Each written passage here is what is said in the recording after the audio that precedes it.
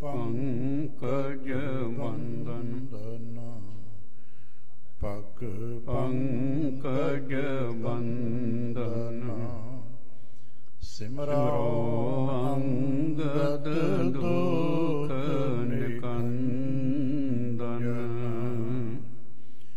ਗੁਰ ਅਮਰਦਾਸ ਹਿਰਦੈ ਨਿਤ ਧਿਆਉ ਹਿਰਦੈ ਨਿਤ ਧਿਆਉ ਸ੍ਰੀ ਗੁਰੂ ਰਾਮਦਾਸ ਗੁਣ ਗਾਵੋ ਗੁਰ ਅਰਜਨ ਬਿਘਨਨ ਕੇ ਨਾਸ਼ਕ ਬਿਘਨਨ ਕੇ ਨਾਸ਼ਕ ਹਰਿ ਗੋਬਿੰਦ ਸ਼ੁਭ ਸਮਤ ਪ੍ਰਕਾਸ਼ਕ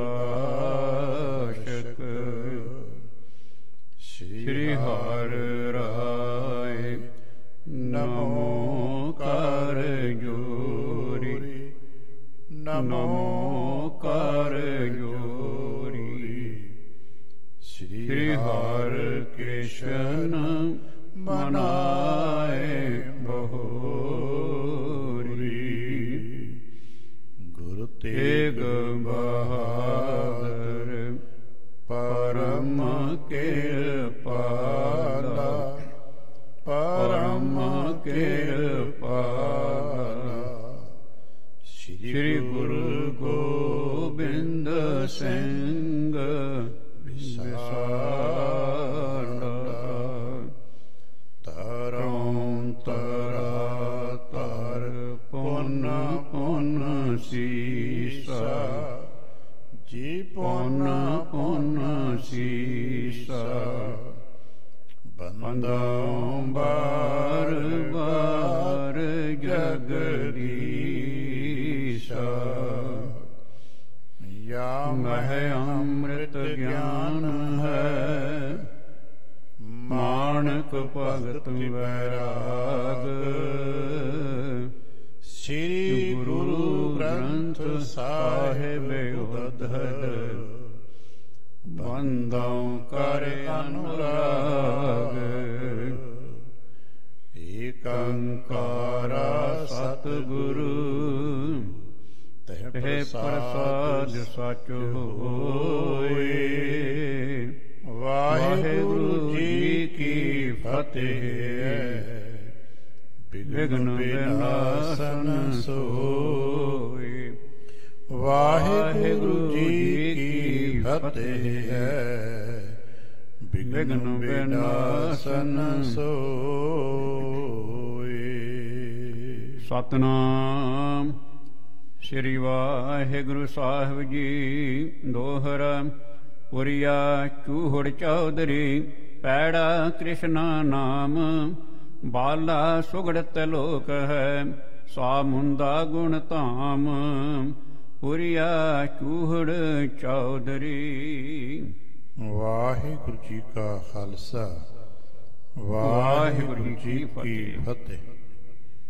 ਸਤਿਗੁਰੂ ਪਾਤਸ਼ਾਹ ਸਾਹਿਬ ਜੀ ਦੇ ਪਾਵਨ ਦਰਬਾਰ ਦੀਆਂ ਹਾਜ਼ਰੀਆਂ ਭਰਦਿਆਂ ਗੁਰੂ ਪਾਤਸ਼ਾਹ ਸਾਹਿਬ ਜੀ ਦੇ ਆਪਣੇ ਹੀ ਨਿਜ ਪਾਵਨ ਸਰੂਪ ਸ਼ਬਦ ਨਾਲ ਚਿੱਤ ਲਾ ਕੇ ਜਦ ਆਪ ਸਾਵਧਾਨ ਤੇ ਇਕਾਗਰ ਚਿੱਤ ਹੋਏ ਜੁੜ ਮਿਲ ਬੈਠੇ ਹੋ। ਪਾਤਸ਼ਾਹ ਗੁਰਦੇਵ ਜੀ ਦੀਆਂ ਬੇਅੰਤ ਮਹਿ ਰਹਿਮਤਾਂ ਤੇ ਵਡਿਆਈਆਂ ਜੋ ਸਤ ਸੰਗਤ ਵਿੱਚ ਸਦਾ ਵਰਤਦੀਆਂ ਨੇ, ਆਪ ਉਹਨਾਂ ਦੇ ਸਾਂਝੀ ਤੇ ਧਾਰਨੀ ਹੋਏ ਹੋ। ਕਿਰਪਾਲਤਾ ਕਰਨਾ, ਆਪਣੇ ਨਿਰਮਲ ਹਿਰਦੇ ਚੋਂ ਅਰਦਾਸ ਕਰਨਾ ਜੋ ਗੁਰੂ ਪਾਤਸ਼ਾਹ ਸਾਹਿਬ ਜੀ ਰਹਿਮਤ ਕਰਨ। ਆਪਣੀ ਪਾਵਨ ਸਿੱਖਿਆਦਾਇਕ ਸਾਖੀ ਤਿਸ ਦਾ ਵਿਚਾਰ, ਬੋਲਣ ਦਾ ਤਾਣ ਅਤੇ ਵਿਚਾਰ ਦਾ ਪ੍ਰਵਾਹ ਬਖਸ਼ਿਸ਼ ਕਰਨ। ਇੱਕ ਵਾਰ ਆਸੀਸ ਦਿੰਦਿਆਂ ਅੰਮ੍ਰਿਤ ਦ੍ਰਿਸ਼ਟੀ ਪਾ ਕੇ ਜਪਣਾ ਜੀ ਸਤਨਾਮ ਸ੍ਰੀ ਵਾਹਿਗੁਰੂ। ਗਰੀਬ ਨਿਵਾਸ ਘਟ ਘਟ ਕੇ ਵਾਸੀ, ਸ੍ਰੀ ਅਕਾਲ ਪੁਰਖ ਵਾਹਿਗੁਰੂ ਜੀ ਦਾ ਕੋਟਾਨ ਕੋਟ ਸ਼ੁਕਰਾਨਾ ਹੈ ਜੋ ਸੱਚੇ ਪਾਤਸ਼ਾਹ ਸਾਹਿਬ ਜੀ ਨੇ ਕਿਰਪਾ ਕੀਤੀ ਹੈ। ਸੰਪੂਰਨ ਦਿਵਸ ਆਪਣੇ ਪਿਆਰ ਅਤੇ ਭਾਣੇ ਵਿੱਚ ਬਤੀਤ ਕਰਾਏ। ਸੰਧਿਆ ਕੇ ਸਮੇਂ ਸਜੇ ਹੋਏ ਦਰਬਾਰ ਦੀਆਂ ਹਾਜ਼ਰੀਆਂ ਭਰਨ ਦਾ ਸਾਨੂੰ ਸੁਭਾਗਾ ਸਮਾਂ ਬਖਸ਼ਿਸ਼ ਕੀਤਾ ਹੈ। ਹਰ ਰੋਜ਼ ਦੀ ਤਰ੍ਹਾਂ ਅੱਜ ਵੀ ਪਾਤਸ਼ਾਹ ਗੁਰਦੇਵ ਨੇ ਅੰਮ੍ਰਿਤ ਵੇਲੇ ਸਾਨੂੰ ਸਾਰਿਆਂ ਨੂੰ ਜੀਵਨ ਦੀ ਸੇਧ ਬਖਸ਼ੀ ਹੈ, ਗਿਆਨ ਬਖਸ਼ਿਆ, ਅੰਮ੍ਰਿਤ ਬਖਸ਼ਿਆ, ਨਾਮ ਦਿੱਤਾ ਹੈ ਤੇ ਸਾਨੂੰ ਇਹ ਗੱਲ ਸਪਸ਼ਟ ਕਰ ਦਿੱਤੀ ਕਿ ਭਾਈ ਨਾਮ ਤੋਂ ਬਿਨਾਂ ਜੀਵਨ 'ਚ ਭਟਕਣਾ ਹੈ। ਵਿਣ ਨਾਵੈ ਸਭ ਭਰਮ ਦੇ, ਨਿਤ ਜਗ ਟੋਟਾ ਸੰਸਾਰ। ਇਸ ਨਾਮ ਤੋਂ ਸਖਣੇ ਜੀ ਹੀ ਬੇਚੈਨੀਆਂ ਨਾਲ ਰਾਤ ਕੱਟਦੇ ਨੇ। ਜਿਹਨੂੰ ਕਿਹਾ ਹੈ ਨੀਂਦ ਨਹੀਂ ਆਉਂਦੀ, ਅੰਤਰ ਚਿੰਤਾ ਨੀਂਦ ਨਾ ਸੋਵੈ। ਤੇ ਚਿੰਤਾ ਕਿਹਦੇ ਅੰਦਰ ਹੈ? ਜਿਹਦੇ ਅੰਦਰ ਨਾਮ ਦੀ ਕਲਾ ਨਹੀਂ ਹੈ। ਗਿਆਨੀ ਜਗ ਹੈ ਸਭ ਹੈ ਸੁਭਾਏ। ਗੁਰੂ ਕਿਰਪਾ ਕਰਨ ਅਸੀਂ ਨਾਮ ਦੀ ਕਲਾ ਨੂੰ ਸਮਝ ਸਕੀਏ।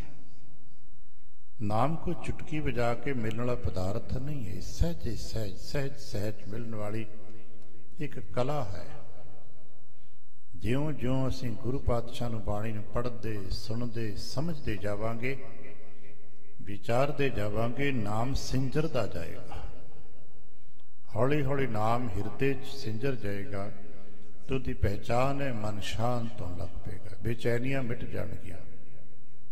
ਗੁਰਦੇਵ ਕਿਰਪਾ ਕਰਨ ਸਾਨੂੰ ਸਭ ਕੁਝ ਪ੍ਰਾਪਤ ਹੋਵੇ। ਔਰ ਫਿਰ ਦੁਹਰਾ ਦਿਆਂ, ਇਹ ਸਾਰਾ ਕੁਝ ਸਾਨੂੰ ਸੂਖਸ਼ਮ ਮੰਡਲ 'ਚ ਪ੍ਰਾਪਤ ਹੋਣਾ ਹੈ, ਅੰਦਰੂਨੀ ਜੀਵਨ 'ਚ ਪ੍ਰਾਪਤ ਹੋਣਾ ਹੈ। ਔਰ ਉਸ ਦੀ ਬਖਸ਼ਿਸ਼ ਜੋ ਬਲ ਹੈ ਉਹ ਸਾਨੂੰ ਵਿਚਾਰ 'ਚੋਂ ਮਿਲਦਾ ਹੈ। ਕਿਉਂਕਿ ਜਿੰਨਾ ਚਿਰ ਬਲ ਹੋਏਗਾ ਤਦ ਹੀ ਕਿਸੇ ਤੱਤ ਨੂੰ ਪ੍ਰਾਪਤ ਕੀਤਾ ਜਾ ਸਕੇਗਾ, ਤਦ ਹੀ ਕਿਸੇ ਵਸਤੂ ਨੂੰ ਤਿਆਗਿਆ ਜਾ ਸਕੇਗਾ। ਸਰੀਰ ਕਰਕੇ ਬਲਵਾਨ ਵਿਅਕਤੀ ਹੀ ਕਿਸੇ ਵਸਤੂ ਨੂੰ ਚੁੱਕ ਸਕਦਾ ਹੈ ਤੇ ਕਿਸੇ ਵਸਤੂ ਨੂੰ ਆਪਣੇ ਤੋਂ ਦੂਰ ਕਰ ਸਕਦਾ ਹੈ। ਠੀਕ ਇਸੇ ਤਰ੍ਹਾਂ ਮਾਨਸਿਕ ਤੌਰ ਤੇ ਬਲਵਾਨ ਵਿਅਕਤੀ ਹੀ ਕਿਸੇ ਵਿਚਾਰ ਨੂੰ ਗ੍ਰਹਿਣ ਕਰ ਸਕਦਾ ਹੈ ਤੇ ਕਿਸੇ ਵਿਚਾਰ ਨੂੰ ਤਿਆਗ ਸਕਦਾ ਹੈ। ਜਿਹੜੀਆਂ ਸਾਡੀਆਂ ਆਦਤਾਂ ਨੇ ਦਰਅਸਲ ਵਿਚਾਰਾਂ ਦਾ ਜੋੜ ਹੈ, ਵਿਚਾਰਾਂ ਦਾ ਜਮਾਵ ਹੈ। ਅਸੀਂ ਕਹਿੰਦੇ ਨੇ ਸਾਥੋਂ ਆਦਤਾਂ ਨਹੀਂ ਬਦਲੀਆਂ ਜਾਂਦੀਆਂ। ਪਤਾ ਕਿਉਂ? ਅਸੀਂ ਕਮਜ਼ੋਰ ਹਾਂ। ਕਮਜ਼ੋਰ ਵਿਅਕਤੀ ਹੀ ਕਹੇਗਾ ਮੈਥੋਂ ਆਦਤ ਨਹੀਂ ਬਦਲੀ ਜਾਂਦੀ। ਇਹ ਮਾਨਸਿਕ ਕਮਜ਼ੋਰੀ ਦਾ ਲੱਛਣ ਹੈ।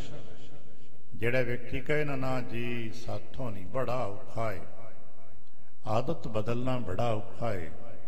ਸਰੀਰ ਕਰਕੇ ਕਿਤਨਾ ਰਿਸ਼ਟ ਪੁਸ਼ਟ ਹੋਵੇ, ਸਮਝ ਲੈਣਾ ਮਨ ਕਰਕੇ ਕਮਜ਼ੋਰ ਹੈ। ਇਹ ਮਾਨਸਿਕ ਕਮਜ਼ੋਰੀਆਂ ਦੀ ਨਿਸ਼ਾਨੀਆਂ ਨੇ। ਜਿਹੜੇ ਕਹਿੰਦੇ ਸਾਥੋਂ ਆਦਤ ਨਹੀਂ ਬਦਲੀ ਜਾਂਦੀ, ਜਿਹੜੇ ਆਦਤਾਂ ਦੇ ਗੁਲਾਮ ਹੋ ਗਏ ਨੇ। ਫਿਰ ਮਨ ਬਲਵਾਨ ਕਿਵੇਂ ਹੋਵੇ? ਸਰੀਰ ਤੇ ਭੋਜਨ ਨਾ ਹੋ ਜਾਏਗਾ, ਆਤਮਾ ਭਜਨ ਨਾਲ ਬਲਵਾਨ ਹੁੰਦੀ ਹੈ, ਮਨ ਵਿਚਾਰ ਨਾਲ ਬਲਵਾਨ ਹੁੰਦਾ ਹੈ। ਕਿਉਂਕਿ ਮਨ ਦੀ ਖੁਰਾਕ ਵਿਚਾਰ ਹੈ। ਮਨ ਹੈ ਹੀ ਸੰਕਲਪਾਂ ਵਿਕਲਪਾਂ ਦਾ ਸਮੂਹ, ਵਿਚਾਰਾਂ ਦਾ ਮੁਜੱਸਮਾ ਹੈ। ਤੇ ਫਿਰ ਮਨ ਨੂੰ ਵਿਚਾਰ ਕਿੱਥੋਂ ਮਿਲਣਾ? ਫਿਰ ਤਲਾਸ਼ ਹੁੰਦੀ ਹੈ, ਜਿਵੇਂ ਉੱਤਮ ਖੁਰਾਕ ਦੀ ਤਲਾਸ਼ ਹੁੰਦੀ ਹੈ। ਅਸੀਂ ਬਾਜ਼ਾਰ 'ਚ ਜਾਣੇ, ਵਧੀਆ ਤੋਂ ਵਧੀਆ ਭੋਜਨ ਪਦਾਰਥ ਖਰੀਦਦੇ ਹਾਂ, ਵਧੀਆ ਤੋਂ ਵਧੀਆ। ਇਵੇਂ ਵਿਚਾਰਾਂ ਦੀ ਤਲਾਸ਼ ਆਰੰਭ ਹੋਏਗੀ, ਵਧੀਆ ਤੋਂ ਵਧੀਆ, ਵਧੀਆ ਤੋਂ ਵਧੀਆ, ਸਭ ਤੋਂ ਵਧੀਆ। ਫਿਰ ਉਹ ਗੁਰੂ ਕੇ ਵਿਚਾਰ ਹੈ। ਫਿਲਾਸਫਰਸ ਤੇ ਦਾਰਸ਼ਨਿਕਾਂ ਦੇ ਸਭ ਦੇ ਵਿਚਾਰ ਚੰਗੇ ਨੇ, ਪਰ ਉਹਨਾਂ ਦੇ ਲੈਵਲ ਹੈ। ਜਿਸ ਲੈਵਲ ਦਾ ਕੋਈ ਫਿਲਾਸਫਰ ਹੈ ਉਹਦੇ ਵਿਚਾਰ ਉਸ ਲੈਵਲ ਦੇ, ਗਿਆਨੀ ਜਿਸ ਲੈਵਲ ਦਾ ਹੈ ਉਹਦੇ ਵਿਚਾਰ ਉਸ ਲੈਵਲ ਦੇ, ਤੇ ਗੁਰੂ ਜਿਸ ਲੈਵਲ ਦੇ ਨੇ ਗੁਰੂ ਦੇ ਉਸ ਵਿਚਾਰ ਉਸ ਲੈਵਲ ਤੇ। ਤੇ ਗੁਰੂ ਉਹਦੇ ਲੈਵਲ ਨੂੰ ਕਿਵੇਂ ਨਾ ਪਾਂਗੇ? ਉਹ ਤਾਂ ਅੰਤ ਨਾ ਅੰਤਾ ਸਦਾ ਬੇਅੰਤਾ। ਮੈਂ ਪੇਖਿਓਰੀ ਮੋਹਨ ਉੱਚਾ ਸਭਨਾ ਤੇ ਉੱਚਾ। ਉਸ ਉੱਚੇ ਦੇ ਵਿਚਾਰ ਹੀ ਮਨ ਨੂੰ ਮਜ਼ਬੂਤ ਕਰਨਗੇ, ਮਨ ਨੂੰ ਬਲਵਾਨ ਕਰਨਗੇ, ਸਾਡੀਆਂ ਆਦਤਾਂ ਨੂੰ ਬਦਲਣ ਸਹਾਇਕ ਹੋ ਜਾਣਗੇ। ਪਰ ਗੁਰੂ ਕੇ ਵਿਚਾਰ ਪ੍ਰਾਪਤ ਕਰਦੇ ਫਿਰ ਦੋ ਢੰਗ ਨੇ। ਗੁਰੂ ਕੇ ਨਾਲ ਜੁੜੇ ਹੋਏ ਸਿੱਖਾਂ ਦੀਆਂ ਸਾਖੀਆਂ, ਜਿਹਨੂੰ ਸਿੱਖਿਆ ਕਿਹਾ ਜਾਂਦਾ, ਸਾਖੀ ਕਿਹਾ ਜਾਂਦਾ। ਇਸੇ ਕਰਕੇ ਸਾਡੇ ਸ਼ਬਦ ਦੀ ਸਾਖੀ ਹੈ। ਸਾਖੀ ਤੇ ਸ਼ਬਦ ਦਾ ਵਿਚਾਰ ਉਹ ਸਾਖੀ ਨਹੀਂ ਹੁੰਦੀ, ਆ ਸਾਖੀ ਹੈ। ਸਾਖੀ ਉਹ ਜਿਸ ਸਿੱਖਿਆ ਹੈ, ਤੇ ਉਹ ਜਿਹੜਾ ਸ਼ਬਦ ਵਿਚਾਰ ਹੈ ਉਹਦੇ 'ਚ ਫਿਰ ਨਿਰੋਲ ਗਿਆਨ ਹੈ, ਨਿਰੋਲ ਤਤ ਗਿਆਨ। ਉਸ ਨੂੰ ਵੀ ਗ੍ਰਹਿਣ ਕਰਨ ਵਾਸਤੇ ਬਲਵਾਨ ਮਨ ਚਾਹੀਦਾ ਹੈ।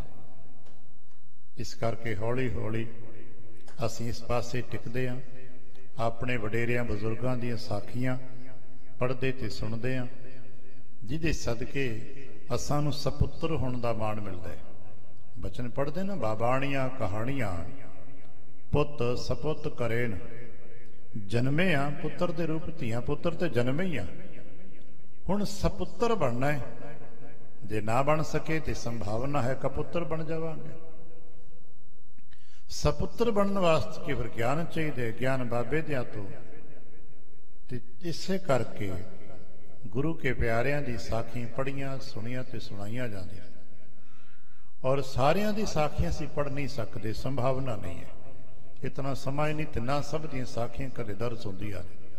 ਕੁਝ ਸ਼੍ਰੇਸ਼ਟ ਹੁੰਦੇ ਜੋ ਛਣਦੇ ਨੇ, ਜਿਵੇਂ ਸਾਰੀ ਜਮਾਤ 40-50 ਬੱਚੇ ਹੁੰਦੇ ਨੇ ਤੇ ਕੀ ਸਾਰਿਆਂ ਦੇ ਨਾਮ ਹੁੰਦੇ? ਨਹੀਂ, ਟੌਪ 10 ਵੱਧ ਤੋਂ ਵੱਧ ਪਹਿਲੇ 10 ਬੱਚਿਆਂ ਦੇ ਨਾਮ ਹੁੰਦੇ ਨੇ। ਇਵੇਂ ਹਜ਼ਾਰਾਂ ਲੱਖਾਂ ਗੁਰਸਿੱਖਾਂ ਦੇ ਵਿੱਚੋਂ ਵੀ ਕੋਈ ਚੁਣੇ ਹੋਏ ਗੁਰਮੁਖਾਂ ਦੇ ਨਾਮ ਹੁੰਦੇ ਨੇ। ਅੱਜ ਵੀ ਕਿਸੇ ਫੀਲਡ ਵਿੱਚ ਵੀ ਉਤਲਿਆਂ ਦੇ ਨਾਮ ਹੁੰਦੇ ਨੇ, ਜਾਂ ਫਿਰ ਸਭ ਤੋਂ ਨਖੇਦਰ ਦਾ ਨਾਮ ਹੋਏਗਾ।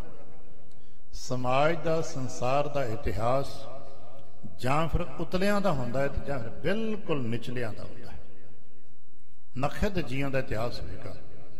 ਮਜ਼ੇ ਦੀ ਗੱਲ ਹੈ, ਰੋਜ਼ ਪੜ੍ਹਦੇ ਹਾਂ ਹਰਨਾਕਸ਼ ਦੀ ਗਾਥਾ ਤੇ ਪ੍ਰਹਲਾਦ ਦੀ ਗਾਥਾ। ਇੱਕ ਬਿਲਕੁਲ ਉਸ ਸਿਰੇ ਤੇ ਖੜਾ ਹੈ, ਇੱਕ ਬਿਲਕੁਲ ਉਸ ਸਿਰੇ ਤੇ ਖੜਾ ਹੈ। ਇੱਕ ਕਹਿ ਰਿਹਾ ਸਭ ਕੁਝ ਭਗਵਾਨ ਕਰਦਾ ਹੈ, ਇੱਕ ਕਹਿੰਦਾ ਭਗਵਾਨ ਹੁੰਦਾ ਹੀ ਨਹੀਂ ਹੈ। ਤੇ ਰੋਜ਼ਾਨਾ ਉਸ ਨੂੰ ਪੜ੍ਹਾਇਆ ਜਾਂਦਾ ਹੈ, ਉਸ ਨੂੰ ਦੁਸ਼ਟ ਕਿਹਾ ਜਾਂਦਾ ਹੈ, ਉਸ ਨੂੰ ਭਗਤ ਕਿਹਾ ਜਾਂਦਾ ਹੈ। ਔਰ ਅਸੀਂ ਸਧਾਰਨ ਜੀ ਜਿਹੜੇ ਹੁੰਦੇ ਹਾਂ, ਇਸੇ ਦੁਸ਼ਟਤਾ ਤੇ ਇਸ ਭਗਤੀ ਦੇ ਵਿੱਚ ਵੇਵਰ ਕਰਦੇ ਹੁੰਦੇ ਹਾਂ। ਕਦੇ ਅਸੀਂ ਦੁਸ਼ਟਤਾ ਵੱਲ ਤੁਰ ਪੈਂਦੇ ਹਾਂ ਜਦੋਂ ਮਨ ਮਰਜ਼ੀਆਂ ਕਰਨ ਲੱਗ ਪੈਂਦੇ ਹਾਂ, ਇੱਥੇ ਬੈਠੇ ਬੈਠੇ ਕਰਨ ਲੱਗ ਪੈਂਦੇ ਹਾਂ। ਸੰਕਲਪ ਮਨ ਮਰਜ਼ੀ ਦਾ, ਖਿਆਲ ਬੁਰਾਈ ਦਾ, ਅਸੀਂ ਹਰਨਾਕਸ਼ ਵੱਲ ਮੂੰਹ ਕਰ ਲੈਂਦੇ ਹਾਂ। ਫਿਰ ਕਦੇ ਇੱਧਰ ਨੂੰ, ਜਿਵੇਂ ਘੜੀ ਦਾ ਪੈਂਡੂਲਮ ਉਹ ਘੁੰਮਦਾ ਰਹਿੰਦਾ ਹੈ। ਸਾਡਾ ਵੀ ਜੋ ਚੇਤਨ ਦਾ ਪੱਖ ਹੈ ਉਹ ਇਸੇ ਤਰ੍ਹਾਂ ਵੇਵਰ ਕਰਦਾ ਰਹਿੰਦਾ ਹੈ। ਗੁਰੂ ਕਿਰਪਾ ਕਰਨ ਅਸੀਂ ਦੁਸ਼ਟਤਾ ਵੱਲ ਮੂੰਹ ਮੋੜ ਲਈਏ ਤੇ ਭਗਤੀ ਵੱਲ ਰੁਖ ਕਰ ਲਈਏ। ਬਸ ਇਹੀ ਗੁਰਸਿੱਖੀ, ਇਹ ਗੁਰਮੁਖਤਾ ਹੈ। ਉਹਨਾਂ ਦੇ ਨਾਮ ਜਿਨ੍ਹਾਂ ਨੇ ਇਸ ਦੁਸ਼ਟਤਾ ਤੇ ਭਗਤਾ ਦੇ ਵਿੱਚ ਘੁੰਮਦਿਆਂ ਵਿਚਰਦਿਆਂ ਠੋਕਰਾਂ ਖਾਂਦਿਆਂ ਆਖਿਰ ਇਧਰ ਪੱਲਾ ਪਕੜ ਲਿਆ, ਜਿਹੜੇ ਇਸ ਤਰ੍ਹਾਂ ਡੋਲਦੇ ਡੋਲਦੇ ਹੁੱਕ ਕਰਕੇ ਤੇ ਆਪਣੇ ਆਪ ਨੂੰ ਜੁੜ ਗਏ, ਜਿਹਨੂੰ ਪੰਜਾਬੀ ਵਿੱਚ ਆਪਾਂ ਜੁੜ ਜਾਣਾ ਕਹਿੰਦੇ ਆ। ਜਿਹੜੇ ਜੁੜ ਗਏ, ਜਿਨ੍ਹਾਂ ਨੂੰ ਅਸੀਂ ਸਮਝਣ ਵਾਸਤੇ ਸਾਨੂੰ ਕਿਹਾ ਲਿਵ ਲੱਗ ਗਈ, ਜਿਨ੍ਹਾਂ ਦੀ ਲਿਵ ਲੱਗ ਜਾਂਦੀ ਹੈ, ਫਿਰ ਉਹ ਸ਼੍ਰੇਸ਼ਟਤਾ ਦੇ ਰਾਹ ਤੇ ਉਹਨਾਂ ਦਾ ਮਾਰਗ ਖੁੱਲ ਜਾਂਦਾ ਹੈ। ਤੇ ਅੱਜ ਅਸੀਂ ਕੱਲ ਪੜ੍ਹ ਰਹੇ ਸਾਂ ਕੁਝ ਨਾਮ ਜਿਨ੍ਹਾਂ ਨੇ ਸ਼੍ਰੇਸ਼ਟਤਾ ਪ੍ਰਾਪਤ ਕੀਤੀ। ਨਰ ਸ਼੍ਰੇਸ਼ਟ, ਗੁਰਮੁਖ ਸ਼੍ਰੇਸ਼ਟ, ਮਹਾਨ ਕੇ ਜਾਂਦੇ ਨੇ। ਉਹਨਾਂ ਦੇ ਨਾਮ ਆਪਾਂ ਪੜ੍ਹ ਰਹੇ ਸਾਂ। ਜਿਵੇਂ ਬਾਬਾ ਬੁੱਢਾ ਸਾਹਿਬ ਜੀ ਸਾਡੇ ਚੋਂ ਗੁਰਸਿੱਖ ਮਹਾਨ ਬਜ਼ੁਰਗ ਨੇ। ਭਾਈ ਸਾਹਿਬ, ਭਾਈ ਗੁਰਦਾਸ ਸਾਹਿਬ ਜੀ ਦਾ ਨਾਮ ਆਉਂਦਾ ਹੈ। ਇਵੇਂ ਹੀ ਦੱਸੇ ਜਾ ਰਹੇ ਨੇ ਅੱਜ ਕੋਈ ਗੁਰਸਿੱਖਾਂ ਦੇ ਨਾਮ। ਔਰ ਆਉਣ ਵਾਲੇ ਸਮੇਂ ਦੇ ਵਿੱਚ ਕੁਝ ਪ੍ਰਸੰਗ ਇਹੋ ਜਿਹੇ ਆਉਣੇ ਨੇ ਜਿਹੜੇ ਇਹਨਾਂ ਮਹਾਨ ਗੁਰਸਿੱਖਾਂ ਦੇ ਜੀਵਨ ਗਾਥਾਵਾਂ ਦੇ ਨਾਲ ਸੰਬੰਧ ਰੱਖਦੇ ਨੇ। ਉਹਦੇ ਵਿੱਚੋਂ ਸਿੱਖਿਆਵਾਂ ਹੋਣਗੀਆਂ, ਜੀਵਨ ਦਾ ਦਰਸ਼ਨ ਹੋਏਗਾ, ਗੁਰਮਤਿ ਫਿਲਾਸਫੀ ਦੇ ਪ੍ਰਗਟਾਵੇ ਹੋਣਗੇ। ਆਉਣ ਵਾਲੇ ਸਮੇਂ 'ਚ ਵਾਸਤੇ ਰਹਿਣਾ। ਗੁਰ ਕਿਰਪਾ ਕਰਨਾਓ। ਕੁਝ ਨਾਵਾਂ ਦਾ ਚਰਚਾ ਆ ਇੱਕ ਦੋ ਥਾਵਾਂ ਤੇ ਕੀਤਾ। ਇੱਥੋਂ ਅੱਜ ਚੱਲਦੇ ਭਾਈ ਸਾਹਿਬ, ਭਾਈ ਮਹਾਕਵੀ ਸੰਤੋਖ ਸਿੰਘ ਜੁੜਨ ਦੱਸਦੇ ਨੇ ਵੀ ਕੁਝ ਮਹਾਨ ਗੁਰਸਿੱਖ ਨੇ ਜਿਨ੍ਹਾਂ ਨੇ ਸੇਵਾ ਕਰਦੇ ਹੋਏ ਮਾਣ ਪ੍ਰਾਪਤ ਕੀਤੇ। ਤੇ ਸ਼੍ਰੀ ਅੰਮ੍ਰਿਤਸਰ ਸਰੋਵਰ ਦੀ ਆਰੰਭਕ ਸੇਵਾ ਤੋਂ ਲੈ ਕੇ ਸੰਪੂਰਨਤਾ ਤੱਕ ਜਿਨ੍ਹਾਂ ਨੇ ਆਪਣਾ ਯੋਗਦਾਨ ਪਾਏ, ਸੇਵਾ ਕੀਤੀ, ਉਹਨਾਂ ਦੇ ਕੁਝ ਨਾਂ ਦੱਸੇ ਜਾ ਰਹੇ ਹਨ। ਸਤਨਾਮ ਸ੍ਰੀ ਵਾਹਿਗੁਰੂ ਸਾਹਿਬ ਜੀ। ਦੋਹਰਾ ਪੁਰੀਆ ਚੂਹੜ ਚੌਧਰੀ ਪੈੜਾ ਕ੍ਰਿਸ਼ਨਾ ਨਾਮ। ਭਾਈ ਪੁਰੀਆ ਜੀ, ਕਿਉਂਕਿ ਪੁਰਾਣੇ ਨਾਮ ਛੋਟੇ ਛੋਟੇ ਹੁੰਦੇ ਨੇ। ਭਾਈ ਪੁਰੀਆ ਜੀ ਇੱਕ ਨਾਮ ਹੈ, ਇਹਨਾਂ ਦੇ ਅੱਗੇ ਹੌਲੀ ਹੌਲੀ ਸਾਖੀਆਂ ਆਉਂਦੀਆਂ ਜਾਣਗੀਆਂ। ਚੂਹੜ ਚੌਧਰੀ ਇਹ ਆਪਣੇ ਇਲਾਕੇ ਦੇ ਚੌਧਰੀ ਨੇ। ਹੌਲੀ ਹੌਲੀ ਅਗਾਂਹ ਇਹਨਾਂ ਦਾ ਖੁੱਲ੍ਹਾ ਪ੍ਰਸੰਗ ਵੀ ਆਏਗਾ। ਭਾਈ ਪੈੜਾ ਜੀ, ਭਾਈ ਕ੍ਰਿਸ਼ਨਾ ਜੀ, ਇਹ ਸਾਰੇ ਵਡੇਰੇ ਗੁਰਸਿੱਖਾਂ ਦੇ ਨਾਮ ਨੇ, ਜਿਨ੍ਹਾਂ ਦੇ ਸਮੇਂ ਸਮੇਂ ਦੇ ਨਾਲ ਅੱਗੇ ਸਾਖੀਆਂ ਤੇ ਪ੍ਰਸੰਗ ਆਉਣੇ ਹਨ। ਬਾਲਾ ਸੁਗੜਤ ਲੋਕ ਹੈ ਸਾਮੁੰਦਾ ਗੁਣ ਧਾਮ। ਭਾਈ ਬਾਲਾ ਜੀ, ਇੱਕ ਬਾਲਾ ਜੀ ਜਗਤ ਗੁਰੂ ਗੁਰੂ ਨਾਨਕ ਪਾਤਸ਼ਾਹ ਸਾਹਿਬ ਦੀ ਸਾਖੀਆਂ ਚ ਨੇ, ਪਰ ਇਹ ਬਾਲਾ ਚੌਥੇ ਪਾਤਸ਼ਾਹ ਤੇ ਪੰਚਮ ਪਾਤਸ਼ਾਹ ਦੇ ਦਰਮਿਆਨ ਦੀ ਸਾਖੀਆਂ ਚ ਵਰਤਦੇ ਨੇ। ਇਹਨਾਂ ਦੇ ਪ੍ਰਸੰਗ ਵੀ ਅੱਗੇ ਆਉਣ ਕੇ ਸਮੇਂ ਸੰਚਿਪ ਸਾਖੀ ਵਰਤੇ ਜਾਣਗੇ। ਭਾਈ ਤਲੋਕਾ ਜੀ, ਭਾਈ ਸਮੰਦਾ ਜੀ, ਇਹ ਗੁਣਾਂ ਦੀ ਖਾਨ ਨੇ। ਭਾਈ ਤਲੋਕਾ ਦੀਆਂ ਸਾਖੀਆਂ ਤੇ ਬੜੀਆਂ ਪ੍ਰਸਿੱਧ ਰਹੀਆਂ ਨੇ। ਇੱਕ ਭਾਈ ਤਿਲਕੂ ਦੀਆਂ ਸਾਖੀਆਂ ਬੜੀਆਂ ਪ੍ਰਸਿੱਧ ਰਹੀਆਂ ਨੇ। ਇਹ ਸਮੇਂ ਸਮੇਂ ਆਉਣ ਵਾਲੇ ਸਮੇਂ 'ਚ ਪੜ੍ਹਦੇ ਸੁਣਦੇ ਵਾਚਦੇ ਰਹਾਂਗੇ। ਬੂਲਾ ਚੰਡੀ ਤੁਲਸੀਆ ਭਾਗੀਰਥ ਕਲਿਆਣ। ਇਸੇ ਤਰ੍ਹਾਂ ਭਾਈ ਬੂਲਾ ਜੀ, ਬੂਲਾ ਚੰਡੀ, ਭਾਈ ਤੁਲਸੀਆ, ਭਾਈ ਭਗੀਰਥ। ਯਾਦ ਰੱਖਣਾ, ਇਹ ਭਗੀਰਥ ਵੀ ਇੱਕ ਗੁਰੂ ਨਾਨਕ ਪਾਤਸ਼ਾਹ ਸਾਹਿਬ ਦੇ ਵੇਲੇ ਹੋਏ, ਕਿਉਂਕਿ ਜ਼ਰੂਰੀ ਨਹੀਂ ਕਿ ਇੱਕ ਨਾਂ ਵਰਤਿਆ ਤੇ ਸਿੱਕੇ ਤੇ ਟੈਕਰੀ ਜੇ ਉਹ ਸਿੱਖ ਤੇ ਉਦੋਂ ਹੋਇਆ। ਇੱਕ ਇੱਕ ਨਾਂ ਦੇ ਕਈ ਕਈ ਗੁਰਸਿੱਖ ਹੋਏ ਨੇ, ਔਰ ਜ਼ਰੂਰੀ ਹੈ, ਸੁਭਾਵਕ ਹੈ ਕਿ ਅੱਜ ਵੀ ਅਸੀਂ ਦੇਖਦੇ ਹਾਂ ਇੱਕ ਇੱਕ ਨਾਂ ਦੇ ਬਹੁਤ ਸਾਰੇ ਵਿਅਕਤੀ ਸਾਨੂੰ ਇੱਕ ਲਾਈਨ ਵਿੱਚ, ਇੱਕ ਉਮਰ 'ਚ ਇੱਕ ਹਮਰਤਬਾ ਮਿਲ ਜਾਂਦੇ ਨੇ। ਇਸੇ ਤਰ੍ਹਾਂ ਗੁਰਸਿੱਖਾਂ ਦੇ ਵਿੱਚ ਵੀ ਉਹਨਾਂ ਇੱਕ ਹੀ ਨਾਵਾਂ ਦੇ ਕਈ ਕਈ ਗੁਰਸਿੱਖ ਨੇ, ਕਿਉਂਕਿ ਕੁਝ ਨਾਂ ਜਗਤ ਵਿੱਚ ਪ੍ਰਸਿੱਧ ਹੁੰਦੇ ਨੇ, ਪ੍ਰਚਲਿਤ ਹੋ ਜਾਂਦੇ ਨੇ, ਤੇ ਉਹ ਨਾਂ ਤਕਰੀਬਨ ਹਰ ਮਾਪੇ ਆਪਣੇ ਬੱਚਿਆਂ ਦਾ ਰੱਖ ਲੈਂਦੇ ਨੇ। ਅੱਜ ਵੀ ਕਈ ਨਾਂ ਨੇ ਜੋ ਸਾਡੇ ਕਾਮਨ ਹੋ ਜਾਂਦੇ ਨੇ। ਕਈ ਵਾਰ ਤੇ ਇੱਥੋਂ ਤੱਕ ਵੇਖਣ ਚਾਹੇ ਵਲਦੀਅਤ ਤੱਕ ਮਿਲ ਜਾਂਦੀ ਹੈ, ਵਿਅਕਤੀ ਦਾ ਨਾਮ, ਪਿਤਾ ਦਾ ਨਾਮ, ਬਹੁਤ ਕੁਝ ਮਿਲ ਜਾਂਦਾ ਹੈ। ਇਸ ਕਰਕੇ ਇਸ ਭੁਲੇਖੇ 'ਚ ਨਹੀਂ ਪੈਣਾ ਕਿ ਭਾਈ ਭਗੀਰਥ ਜੀ ਤੇ ਗੁਰੂ ਨਾਨਕ ਸਾਹਿਬ ਦੇ ਵੇਲੇ ਨੇ ਬਾਲਾ ਜੀ ਸਾਖੀ ਤੋਂ ਉੱਥੇ ਪੜ੍ਹੀਆਂ ਸਨ।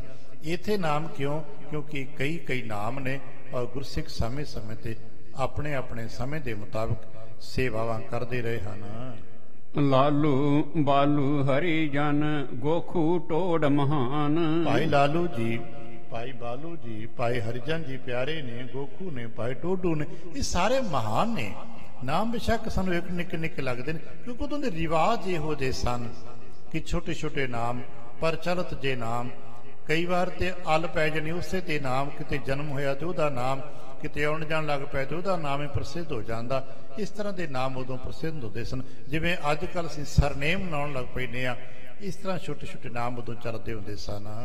ਝੰਜ ਕਿਦਾਰਾ ਗੋਇੰਦਾ ਮੋਹਨ ਕੁੱਕਾ ਜਾਨ। ਇਹ ਭਾਈ ਚੰਦ ਜੀ, ਭਾਈ ਕਿਦਾਰਾ ਜੀ, ਭਾਈ ਗੋਬਿੰਦਾ ਜੀ, ਭਾਈ ਮੋਹਨ ਜੀ, ਕੁੱਕਾ, ਇਹ ਸਾਰੇ ਉਸ ਵਕਤ ਦੇ ਪਿਆਰੇ ਗੁਰਸਿੱਖਾਂ ਦੇ ਨਾਮ ਨੇ, ਜਿਹੜੇ ਮਹਾਰਾਜ ਦੀ ਚਰਨਾਂ 'ਚ ਰਹੇ ਸਰੋਵਰ ਦੀ ਸੇਵਾ ਦੇ 'ਚ ਆਪਣਾ ਸਹਿਯੋਗ ਸ਼ਬਦ ਸਾਡੇ ਵਾਸਤੇ ਬਿਹਤਰ ਨਹੀਂ ਕਿ ਸੇਵਾਵਾਂ ਵਿੱਚ ਹਰ ਵਕਤ ਹਾਜ਼ਰ ਹਨ। ਬਾਲਾ ਮਰਵਾਹਾ ਪਰ ਜੋਦਾ ਟੁੱਟਾ ਆਨ। ਭਾਈ ਬਾਲਾ ਮਰਵਾ ਹੈ ਦੂਜੀ ਵਾਰ ਆ ਗਏ। ਬਾਲਾ ਨਾਮ ਦੇ ਕਈ ਗੁਰਸਿੱਖ ਨੇ। ਇਹ ਅਪਰ ਨੇ ਭਾਈ ਜੋਧਾ ਜੀ ਜੋ ਟੁੱਟਾ ਨੇ। ਇਹ ਕੁਝ ਗੋਤਾਂ ਨੇ ਤੇ ਕੁਝ ਨਾਂ ਨੇ, ਕੁਝ ਉਸ ਵਕਤ ਵਿਅਕਤੀ ਪਰਸਨਾਂ ਨੇ, ਉਹਨਾਂ ਦੇ ਨਾਂ ਤੇ ਅਗਾਂਹ ਸਾਡੀਆਂ ਗੋਤਾਂ ਚੱਲ ਪੈਂਦੀਆਂ ਨੇ। ਕੁਝ ਐਸੇ ਨੇ ਜੋ ਹੌਲੀ ਹੌਲੀ ਛੋਟੇ ਛੋਟੇ ਨਾਮ ਨੇ, ਸਾਨੂੰ ਆਮ ਤੌਰ ਪਤਾ ਹੀ ਲੱਗਦਾ ਉਹ ਨਿੱਕੇ ਨਿੱਕੇ ਨਾਮ ਗੁਰਸਿੱਖਾਂ ਦੇ ਨੇ। ਉਹਨਾਂ ਤੋਂ ਗਾ ਫਿਰ ਅੱਲਾਂ ਤੇ ਉਹਨਾਂ ਦੇ ਗੋਤਾਂ ਚੱਲ ਪਈਆਂ। ਸਰਨੇਮ ਅੱਜ ਸਾਡੇ ਕੋਲ ਬਹੁਤ ਸਾਰੇ ਐਸੇ ਨੇ ਜੋ ਉਸ ਵਕਤ ਦੇ ਗੁਰਸਿੱਖ ਪ੍ਰਸਿੱਧ ਹੋਏ। ਕਿਸੇ ਨੂੰ ਮਹਾਰਾਜ ਨੇ ਕੋਈ ਬਚਨ ਕਰ ਦਿੱਤਾ ਤੇ ਉਹ ਬਚਨ ਹੀ ਉਹਦੇ ਨਾਮ ਨਾਲ ਜੁੜ ਗਿਆ। ਅੱਜ ਉਹਦੇ ਪਰਿਵਾਰ ਦੇ ਜੀ ਆਪਣੇ ਨਾਮ ਨਾਲ ਸਰਨੇਮ ਲਾ ਕੇ ਚੱਲਦੇ ਨੇ, ਮਾਣ ਤੇ ਫਖਰ ਮਹਿਸੂਸ ਕਰਦੇ ਨੇ। ਇਸੇ ਤਰ੍ਹਾਂ ਇਹ ਸਾਰੇ ਗੁਰਸਿੱਖ ਹਨ। ਇਤਿਆਦਿਕ ਕੇਤੇ ਗਿਣ ਹੈ ਸਿੱਖ ਲਗੇ ਸਭ ਕਾਰ। ਇੰਜ ਮਹਾਕਵੀ ਕਹਿੰਦੇ ਮੈਂ ਕਿਹਦਾ ਨਾਂ ਲਾ। ਇੱਥੇ ਕੁਝ ਨਾਮ ਉਹ ਨੇ ਜੋ ਟਿਪਸ ਤੇ ਗਿਣਨ ਵਾਲੇ ਵੱਡੇ ਵੱਡੇ, ਜਿਨ੍ਹਾਂ ਆਪਣਾ ਬਹੁਤਾ ਸਮਾਂ ਸੇਵਾ ਦੇ ਵਿੱਚ ਹੀ ਲਾ ਦਿੱਤਾ, ਜਿਨ੍ਹਾਂ ਨੇ ਆਪਣਾ ਇੰਜ ਕਹਿ ਲਈਏ ਤਨ ਮਨ ਧਨ ਸਭ ਸੌਂਪ ਗੁਰ ਕਾ। ਇੱਥੇ ਕਈ ਐਸੇ ਗੁਰਸਿੱਖ ਨੇ ਜਿਨ੍ਹਾਂ ਨੇ ਆਪਣੇ ਘਰ ਘਾਟ ਲਾ ਦਿੱਤੇ, ਜਿਵੇਂ ਆਪਣੀ ਸਾਰੀ ਜਾਇਦਾਦਾਂ ਲਾ ਦਿੱਤੀਆਂ। ਜਿਉਂ-ਜਿਉਂ ਇਤਿਹਾਸ ਦੀ ਪੁਨਛਾਣ ਕਰਨ ਲੱਗ ਪੈਂਦੇ ਆ ਤੇ ਐਸੇ ਗੁਰਸਿੱਖਾਂ ਦੇ ਦਾਨੀਆਂ ਦੇ ਸੇਵਾਦਾਰਾਂ ਦੇ ਨਾਮ ਸਾਨੂੰ ਲੱਭਦੇ ਨੇ, ਉਹਨਾਂ ਦੇ ਕਰਤੱਵ ਲੱਭਦੇ ਨੇ, ਜਿਨ੍ਹਾਂ ਦੀ ਸੁਣ ਕੇ ਕੁਰਬਾਨੀਆਂ ਨੂੰ ਕਿਹਾ ਜਾਏ, ਉਹਨਾਂ ਦੀ ਸੇਵਾ ਦੇ ਭਾਵ ਨੂੰ ਉਹਨਾਂ ਦੇ ਜਜ਼ਬਾਤਾਂ ਨੂੰ ਸੁਣ ਕੇ ਹੈਰਾਨਗੀ ਹੁੰਦੀ ਕਿ ਇੰਨਾ ਗੁਰੂ ਵਾਸਤੇ ਕੀਤਾ ਜਾ ਸਕਦਾ ਹੈ। ਤੇ ਜਵਾਬ ਮਿਲਦਾ ਜੀ ਹਾਂ, ਸਿੱਖ ਜਜ਼ਬਾਤ ਵਿੱਚ ਆਉਂਦਾ ਹੈ ਤੇ ਆਪਣੇ ਗੁਰੂ ਵਾਸਤੇ ਆਪਣੀ ਜ਼ਿੰਦਗੀ ਨੌਸ਼ਾਵਰ ਕਰ ਦਿੰਦਾ ਹੈ। ਆਪਣੀ ਜ਼ਮੀਨਾਂ ਵੇਚ ਕੇ ਲੋਕਾਂ ਲਾ ਦਿੱਤੀਆਂ ਹੁੰਦੀਆਂ ਨੇ। ਐਸੇ ਬਹੁਤ ਮਹਾਨ ਪਿਆਰੇ ਗੁਰਸਿੱਖ ਨੇ ਜਿਹੜੇ ਸਮੇਂ 'ਚ ਉਜਾਗਰ ਨਹੀਂ ਹੋ ਪਾਏ, ਕਿਸੇ ਕਾਰਨ ਅਸੀਂ ਨਹੀਂ ਪੜ੍ਹ ਪਾਏ, ਨਹੀਂ ਸੁਣ ਪਾਏ, ਨਹੀਂ ਸਮਝ ਪਾਏ, ਨਹੀਂ ਸਮਝਾ ਪਾਏ, ਪਰ ਉਹਨਾਂ ਦੇ ਨਾਮ ਕਿਤੇ ਕਿਤੇ ਲੱਭਦੇ ਹਨ। ਗਾਣ ਮਸੰਦ ਸਭ ਦੇਸ਼ ਤੇ ਸੰਗਤ ਲਿਆਏ ਹਜ਼ਾਰ। ਇਸੇ ਤਰ੍ਹਾਂ ਬਹੁਤ ਸਾਰੇ ਮਸੰਦ, क्योंकि ये श्री अमृतसर साहब जी का जो आज शब्द में वर्ता प्रोजेक्ट है, सेवा है, ये कोई छोटा मोटा प्रोजेक्ट नहीं है कि 2-4 दिनों में पूरा हो जाना है। ये लंबा वड्डा सालों साल निभण वाला काम है। और जिहदे विच जे हिसाब लाइए तो उस वक्त दे ਲੱਖਾਂ रुपया का प्रोजेक्ट है, ਲੱਖਾਂ ਮਨੁੱਖਾਂ ਦੀ ਸੇਵਾਵਾਂ ਦਾ ਪ੍ਰੋਜੈਕਟ ਹੈ। ਉਹਦੇ 'ਚ ਬਹੁਤ ਵੱਡੇ ਕੰਮ ਨੇ। ਔਰ ਅੱਜ ਜੇ ਦੇਖੀਏ ਵੀ ਇੰਨਾ ਵੱਡਾ ਸਰੋਵਰ ਜੇ ਸਾਨੂੰ ਅੱਜ ਵੀ ਮਸ਼ੀਨਾਂ ਦੇ ਨਾਲ ਤਿਆਰ ਕਰਨਾ ਪਵੇ ਤਦ ਵੀ ਕਿਤਨਾ ਸਮਾਂ ਲੱਗੇਗਾ। ਫਿਰ ਉਸ ਵਕਤ ਤੇ ਸਾਡੇ ਕੋਲ ਮਸ਼ੀਨ ਕਿਹੜੀ ਹੈ? ਕਈ ਤੇ ਟੋਕਰੀ। ਉਸ ਵਕਤ ਦੀ ਸਭ ਤੋਂ ਵੱਡੇ ਸਾਡੇ ਕੋਲ ਇਹੀ ਚੀਜ਼ ਹੈ ਨਾ, ਕਈਆਂ ਦਿਨਾਂ ਮਿੱਟੀ ਪੁੱਟਣੀਆਂ, ਟੋਕਰੀਆਂ ਭਰ ਕੇ ਬਾਹਰ ਲੈ ਕੇ ਜਾਣੀਆਂ, ਫਿਰ ਵਿਉਂਤਬੰਦੀ ਦੇ ਨਾਲ ਲੈ ਕੇ ਜਾਣੀਆਂ ਵੀ ਕਿਤੇ ਜ਼ਿਆਦਾ ਨਾ ਪੁੱਟ ਦਿੱਤਾ ਜਾਏ, ਕਿਸੇ ਪਾਸਿਓਂ ਘੱਟ ਨਾ ਪੁੱਟਿਆ ਜਾਏ। ਸਾਰਾ ਇੰਤਜ਼ਾਮ ਹੈ। ਔਰ ਸਾਰੇ ਹੀ ਸਿੱਖ ਉਸ ਵਕਤ ਮਜ਼ਦੂਰ ਵੀ ਨਹੀਂ ਗਏ, ਸਾਰੇ ਸੇਵਾਦਾਰ ਕਾਰ ਸੇਵਕ ਨੇ। ਹਾਂ, ਮਜ਼ਦੂਰ ਵੀ ਗੱਲ ਜ਼ਿਕਰ ਮਿਲਦਾ ਹੈ ਵੀ ਕੁਝ ਗੁਰਸਿੱਖਾਂ ਨੇ ਜਿਹੜੇ ਆਪ ਸ਼ਰੀਰ ਕਰਕੇ ਨਹੀਂ ਹਾਜ਼ਰ ਹੋ ਸਕਦੇ ਸਨ, ਉਹ ਆਪਣੇ ਵੱਲੋਂ ਕੁਝ ਮਜ਼ਦੂਰਾਂ ਨੂੰ ਪੈਸੇ ਦਿੰਦੇ ਸਨ ਕਿ ਭਾਈ ਤੁਸੀਂ ਸੇਵਾ ਕਰੋਗੇ। ਧਨਾੜ ਸਨ ਜਿਹੜੇ ਤੇ ਸ਼ਰੀਰ ਕਰਕੇ ਸੇਵਾਵਾਂ ਨਹੀਂ ਸਨ ਕਰ ਪਾਉਂਦੇ, ਉਹ ਆਪਣੇ ਵੱਲੋਂ ਕਿਸੇ ਨੇ 2 ਮਜ਼ਦੂਰ ਲਾਏ ਨੇ, ਕਿਸੇ ਨੇ 4 ਲਾਏ ਹੋਏ ਨੇ। ਉਹ ਮਜ਼ਦੂਰਾਂ ਦੀ ਦਿਹਾੜੀ ਉਹਨਾਂ ਸੇਵਾਦਾਰਾਂ ਤੋਂ, ਉਹਨਾਂ ਵਪਾਰੀਆਂ ਵੱਲੋਂ ਆਉਂਦੀ ਹੈ ਤੇ ਬੰਦੇ ਸੇਵਾ ਦਰਬਾਰ ਸਾਹਿਬ 'ਚ ਕਰੀ ਜਾਂਦੇ ਹਨ। ਦਿਨ ਪ੍ਰਤਗਨ ਮਸੰਦ ਹਰ ਖਾਵੇਂ। ਇੰਜ ਬਹੁਤ ਸਾਰੇ ਮਸੰਦ ਜਿਹੜੇ ਉਸ ਵਕਤ ਸਾਡੇ ਘਰ ਵਿੱਚ, ਗੁਰਸਿੱਖੀ ਦੇ ਘਰ ਵਿੱਚ 22 ਮੰਜੀਆਂ ਸਥਾਪਿਤ ਕੀਤੀਆਂ ਗਈਆਂ ਸਨ। ਮੋਟੇ ਤੌਰ ਤੇ 22 ਮੰਜੀਆਂ ਦੇ 22 ਜਥੇਦਾਰ ਮਸੰਦ ਤੇ ਸਨ। ਉਹ ਆਪਣੇ ਇਲਾਕਿਆਂ ਦੇ ਵਿੱਚੋਂ ਸਮੇਂ ਪ੍ਰੇਰਣਾ ਦੇ ਕੇ ਰਾਸ਼ਨ, ਹੋਰ ਸਮੱਗਰੀ, ਧਨ ਤੇ ਮਨੁੱਖਾਂ ਦੀ ਇਹ ਸੇਵਾਵਾਂ ਹਾਜ਼ਰ ਕਰਦੇ ਸਨ। ਹਜ਼ਾਰਾਂ ਸੰਗਤਾਂ ਇਸ ਤਰ੍ਹਾਂ ਉਹਨਾਂ ਦੀ ਪ੍ਰੇਰਣਾ ਦੇ ਨਾਲ ਆਉਂਦੀਆਂ ਸਨ। ਨਈ ਸੰਗਤ ਨਿਤ ਆਵੇ। ਇਸ ਤਰ੍ਹਾਂ ਨਵੇਂ ਚਿਹਰੇ ਰੋਜ਼ ਸੀ, ਕਿਉਂਕਿ ਕੰਮ ਤੇ ਰੋਜ਼ ਚੱਲਦਾ, ਸੇਵਾ ਤੇ ਰੋਜ਼ ਚੱਲਣੀ ਹੈ। ਇੰਜ ਬਹੁਤ ਸਾਰੇ ਨਵੇਂ ਚਿਹਰੇ ਜੋ ਕਦੇ ਨਹੀਂ ਸਨ ਵੀ ਆਏ, ਉਹ ਵੀ ਅੱਜ ਪ੍ਰੇਰਣਾ ਕਰਕੇ, ਕਈ ਵਾਰ ਹੁੰਦਾ ਹੈ ਵੇਖੋ ਵੇਖੀ ਵੀ ਲੋਕ ਆ ਜਾਂਦੇ ਨੇ। ਇੰਜ ਕਈ ਨਵੇਂ ਚਿਹਰੇ ਜਿਹੜੇ ਦਰਬਾਰ 'ਚ ਇੱਥੇ ਸ੍ਰੀ ਅੰਮ੍ਰਿਤਸਰ ਸਾਹਿਬ ਸਰੋਵਰ ਦੀ ਸੇਵਾ ਦੇ ਵਿੱਚ ਹਾਜ਼ਰ ਹੋ ਰਹੇ ਹਨ। ਪੁਰਬ ਵਿਸਾਖੀ ਆਦਿਕ ਜੇ। ਇੰਜ ਇੱਕ ਗੱਲ 'ਚ ਕਿਤੇ ਆਪਾਂ ਨਿੱਕੀ ਜਿਹੀ ਗੱਲ ਕਰੀਏ, ਵਿਸਾਖੀ ਦੇ ਪੁਰਬ ਤੇ ਇਹ ਕੌਤਕ ਵਰਤਿਆ ਤੇ ਆਉਣ ਵਾਲੇ ਸਮਿਆਂ ਦੀਆਂ ਜੋ ਸੇਵਾਵਾਂ ਨੇ ਇਹ 'ਚ ਬਹੁਤ ਸਾਰੀਆਂ ਖਪਤਾਂ ਹੋਈਆਂ ਨੇ। ਜੋ ਸੰਗਤਾਂ ਦੀਆਂ ਕਾਰ ਸੇਵਾ ਉਗਰਾਹੀਆਂ ਜੋ ਦੀਵਾਲੀ, ਪੁਰਬ, ਵਿਸਾਖੀ ਆਦਿਕ ਦੇ ਸਮੇਂ ਤੇ ਇਹਨਾਂ ਮਸੰਦਾਂ ਦੇ ਕੋਲ ਇਕੱਠੀਆਂ ਹੁੰਦੀਆਂ ਸਨ, ਕਿਉਂਕਿ ਇਹ ਮਸੰਦ ਦੂਰ ਦੁਰਾਡਿਆਂ ਵਾਲੇ 6 ਮਹੀਨੇ ਬਾਅਦ ਗੁਰੂ ਦਰਬਾਰ 'ਚ ਹਾਜ਼ਰ ਹੁੰਦੇ ਸਨ ਤੇ ਸੰਗਤ ਦੀ ਭੇਟ ਜੋ ਹੁੰਦੀ ਸੀ ਉਹ 6 ਮਹੀਨੇ ਬਾਅਦ, ਜਿਵੇਂ ਵਿਸਾਖੀ ਦੀ ਹੈ ਜਾਂ ਦੀਵਾਲੀ ਦੀ ਹੈ, ਇਹ ਸੰਗਤ ਭੇਟਾਵਾਂ ਲੈ ਕੇ ਆਉਂਦੇ ਸਨ। ਇਸ ਪ੍ਰਕਾਰ ਜੋ ਸ਼ਮਾਈਆਂ ਦੀਆਂ ਭੇਟਾਵਾਂ ਸਨ ਉਹ ਸੰਗਤਾਂ ਆਪ ਲੈ ਕੇ ਆਉਂਦੀਆਂ ਨੇ, ਮਸੰਦ ਲੈ ਕੇ ਆਉਂਦੇ ਨੇ। ਇਹ ਸਾਰੀਆਂ ਸੇਵਾਵਾਂ ਦਰਬਾਰ ਇੱਥੇ ਗੁਰੂ ਕੇ ਹਾਜ਼ਰ ਕੀਤੀਆਂ ਜਾਂਦੀਆਂ ਹਨ। ਮੇਲਾ ਮਹਾ ਉਪਾਇਨ ਦੇ। ਇਹ ਜੋ ਮੇਲੇ ਲੱਗਦੇ ਸਨ, ਸ਼ਬਦ ਚੂੰਕਿ ਪ੍ਰਾਚੀਨਤਾ ਹੈ ਮੇਲਾ, ਅੱਜ ਅਸੀਂ ਸਮਾਗਮ ਸ਼ਬਦ ਵਰਤਣ ਲੱਗ ਪਏ ਆ। ਪੁਰਾਣੇ ਲੋਕ ਅਜੇ ਵੀ ਕਿਤੇ ਦੇਖਦੇ ਸਨ ਕਿ ਉੱਥੇ ਮੇਲਾ ਲੱਗਾ ਜੀ। ਅੱਜ ਵੀ ਦੇਖਦੇ ਆ ਜੀ ਰੱਖੜ ਪੁੰਨਿਆ ਦਾ ਮੇਲਾ, ਉੱਥੇ ਬਕਾਰ ਬਾਬਾ ਬਕਾਲ ਲੱਗਦਾ ਹੈ, ਇੱਥੇ ਆਹ ਮੇਲਾ ਲੱਗਦਾ ਹੈ। ਦਰਅਸਲ ਹੁਣ ਅਸੀਂ ਗੁਰਮਤਿ ਸਮਾਗਮ ਸ਼ਬਦ ਵਰਤਣ ਲੱਗ ਪੈਨੇ ਆ। ਜਿੱਥੇ ਗੁਰਮਤਿ ਸਮਾਗਮ ਹੁੰਦੇ ਸਨ ਉੱਥੇ ਸੰਗਤਾਂ ਇਕੱਠੀਆਂ ਹੁੰਦੀਆਂ, ਕਾਰ ਭੇਟਾ ਇਕੱਠੀ ਹੁੰਦੀ, ਸੇਵਾਦਾਰ ਆਪੋ ਆਪਣੇ ਨਾਂ ਲਿਖਾਉਂਦੇ ਵੀ ਇਸ ਵਾਰੀ ਮੈਂ ਜਾਵਾਂਗਾ, ਇਸ ਵਾਰੀ ਅਸੀਂ ਜਾਵਾਂਗੇ। ਇੰਜ ਹੌਲੀ ਇਕੱਠ ਹੁੰਦੇ ਜਾਂਦੇ ਤੇ ਹਾਜ਼ਰੀਆਂ ਵੱਧਦੀਆਂ ਜਾਂਦੀਆਂ। ਸੋ ਸਗਰੇ ਸਰ ਕੀ ਕਰ ਉਹ ਸਾਰੇ ਹੀ ਜਿਹੜੇ ਇਸ ਤਰ੍ਹਾਂ ਦੂਰ ਦੁਰਾਡਿਆਂ ਤੋਂ 6 ਮਹੀਨੇ ਬਾਅਦ ਵੀ ਆਉਣਾ ਹੁੰਦਾ, ਉਹ ਫਿਰ ਜਥੇ ਬਣਾ ਕੇ ਤੁਰਦੇ ਰਹਿੰਦੇ। ਉੱਥੋਂ ਤੇ ਬੈਠੇ ਹੋਏ ਮਸੰਦ ਜਾਂ ਸਮਝ ਲੀਜੀਏ ਹੋਰ ਬਾਰੀਕੀ ਨਾਲ ਸਮਝਣਾ ਹੋਵੇ ਤੇ ਹਰ ਮਹੀਨੇ ਚੇਨ ਬਣ ਜਾਂਦੀ ਵੀ 10, 20, 50 ਕਿਤੇ ਆਏ ਨੇ, ਇੱਕ ਜਥਾ ਮੁੜਦਾ ਜਾਂਦਾ ਹੈ, ਦੂਜਾ 10, 20, 50 ਦਾ ਜਥਾ ਹੁੰਦਾ ਜਾਂਦਾ ਹੈ। ਜਿਸ ਤਰ੍ਹਾਂ ਆਪਣੇ ਕਾਰ ਵਿਹਾਰ ਵਪਾਰ ਚੋਂ ਕਿਸੇ ਨੂੰ ਸਮਾਂ ਪ੍ਰਾਪਤ ਹੁੰਦਾ ਹੈ, ਉਹ ਗੁਰੂ ਦਰਬਾਰ ਵੱਲ ਹਾਜ਼ਰ ਹੁੰਦੇ ਹਨ। ਬਾਹੁਰ ਜਾਏ ਨਿਜ ਗ੍ਰਹਿ ਮਜਹਰ, ਜਿੰਨਾ ਸਮਾਂ ਕੋਈ ਦਰਬਾਰ 'ਚ ਸੇਵਾ ਕਰ ਸਕਦਾ ਹੈ, ਫਿਰ ਆਪਣੇ ਘਰ ਪਰਿਵਾਰ ਨੂੰ ਜਾਂਦੇ ਹਨ। ਕੋ ਇੱਕ ਦਿਨ ਕੋ ਦੋਏ ਦਿਨ ਕਰੇ। ਹੁਣ ਸੰਗਤਾਂ ਦਾ ਸਮਾਂ ਹੈ ਨਾ, ਕੋਈ ਇੱਕ ਦਿਨ ਸੇਵਾ ਕਰ ਸਕਦਾ ਭਾਈ ਵੀ ਆਇਆ ਹੈ, ਮੰਨ ਲਓ ਇੱਕ ਦਿਨ ਚੱਲ ਕੇ ਆਇਆ, ਇੱਕ ਦਿਨ ਸੇਵਾ ਕੀਤੀ, ਇੱਕ ਦਿਨ ਵਾਪਸ ਜਾਣ 'ਚ ਲੱਗਣਾ, 3 ਦਿਨ ਤੇ ਅਗਲੇ ਦੇ ਉਂਝ ਹੀ ਲੱਗ ਗਏ। ਜਿਹੜੇ ਦੂਰ ਦੁਰਾਡੇ ਚੱਲ ਕੇ ਆਉਂਦੇ ਨੇ, ਇਸੇ ਤਰ੍ਹਾਂ ਸਮੇਂ ਦੇ ਮੁਤਾਬਕ ਕੋਈ 1 ਦਿਨ ਦੀ ਹਾਜ਼ਰੀ ਭਰਦਾ ਹੈ, ਕੋਈ 2 ਦਿਨ ਦੀ ਹਾਜ਼ਰੀ ਭਰਦਾ ਹੈ, ਕੋ 3 ਦਿਨ ਰਹਿ ਕੇ ਹਿਤ ਧਰੇ, ਤੇ ਕੋਈ 3 ਦਿਨ ਰਹਿੰਦਾ ਹੈ। ਜਿਤਨਾ ਵੀ ਸਮਾਂ ਕਿਸੇ ਦੇ ਕੋਲ ਹੈ, ਉਹ ਪ੍ਰੇਮ ਦੇ ਨਾਲ ਸੇਵਾ ਕਰਦਾ ਹੈ। ਕੋ 10 ਦਿਨ ਕੋ ਪਖ ਰਹਿਤ ਹੈ। ਕੋਈ ਐਸੇ ਵੀ ਨੇ ਜਿਹੜੇ 10 ਦਿਨ ਦੀ ਸੇਵਾ ਸੁੱਖ ਲੈਂਦੇ। ਅੱਜ ਵੀ ਅਸੀਂ ਕਾਰ ਸੇਵਾ ਦੇ ਇਹਨਾਂ ਮੰਡਲਾਂ 'ਚ ਦੇਖਿਆ ਹੋਇਆ, ਅੱਜ ਸਮੇਂ ਤੇ ਫਸਲਾਂ ਦੇ ਚੱਕਰਾਂ ਦੇ ਮੁਤਾਬਕ ਜਿਤਨਾ ਲੋਕਾਂ ਕੋਲ ਸਮਾਂ ਨਿਕਲਦਾ ਹੁੰਦਾ ਹੈ, ਕੋਈ 15 ਦਿਨ ਦੀ ਸੇਵਾ ਸੁੱਖ ਲੈਂਦਾ ਹੈ, ਕੋਈ 10 ਦਿਨ ਦਾ ਸਮਾਂ ਕੱਢ ਲੈਂਦਾ ਹੈ। ਇਸੇ ਤਰ੍ਹਾਂ ਆਪਣੇ ਸਮੇਂ ਦੇ ਮੁਤਾਬਕ ਹਾਜ਼ਰੀਆਂ ਭਰਦੇ ਹਨ। ਕਾਰ ਕਰਹਿ ਬੜ ਲਾਭ ਲਹਿਤ ਹੈ। ਸਾਰੇ ਹੀ ਪਰ ਕੰਮ ਇੱਕੋ ਹੀ ਹੁੰਦਾ, ਭਾਵੇਂ ਕੋਈ 1 ਦਿਨ ਲਈ ਆਇਆ ਤੇ ਭਾਵੇਂ ਕੋਈ 15 ਦਿਨ ਲਈ ਆਇਆ ਤੇ ਭਾਵੇਂ ਕੋਈ ਮਹੀਨੇ ਲਈ ਆਇਆ।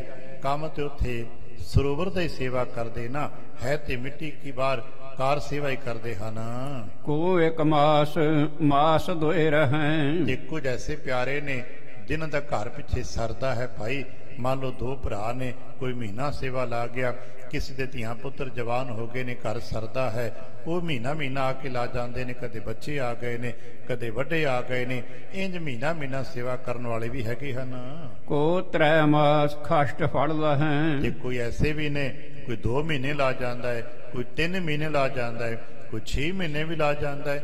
ਇਹ ਤੇ ਸਮੇਂ ਤੇ ਨਿਰਭਰ ਕਰਦਾ ਨਾ, ਵੀ ਕੋਈ ਕਿਤਨਾ ਸਮਾਂ ਆਪਣੇ ਗੁਰੂ ਕੀ ਸੇਵਾ ਦੇ ਵਿੱਚ ਲਾ ਸਕਦਾ ਹੈ। ਤੇ ਸੱਚ ਫਿਰ ਅਗਲਾ ਇਹ ਹੈ ਵੀ ਜਿਤਨਾ ਸਮਾਂ ਅਸੀਂ ਲਾਵਾਂਗੇ, ਫਲ ਵੀ ਉਤਨਾ ਮਿਲੇਗਾ।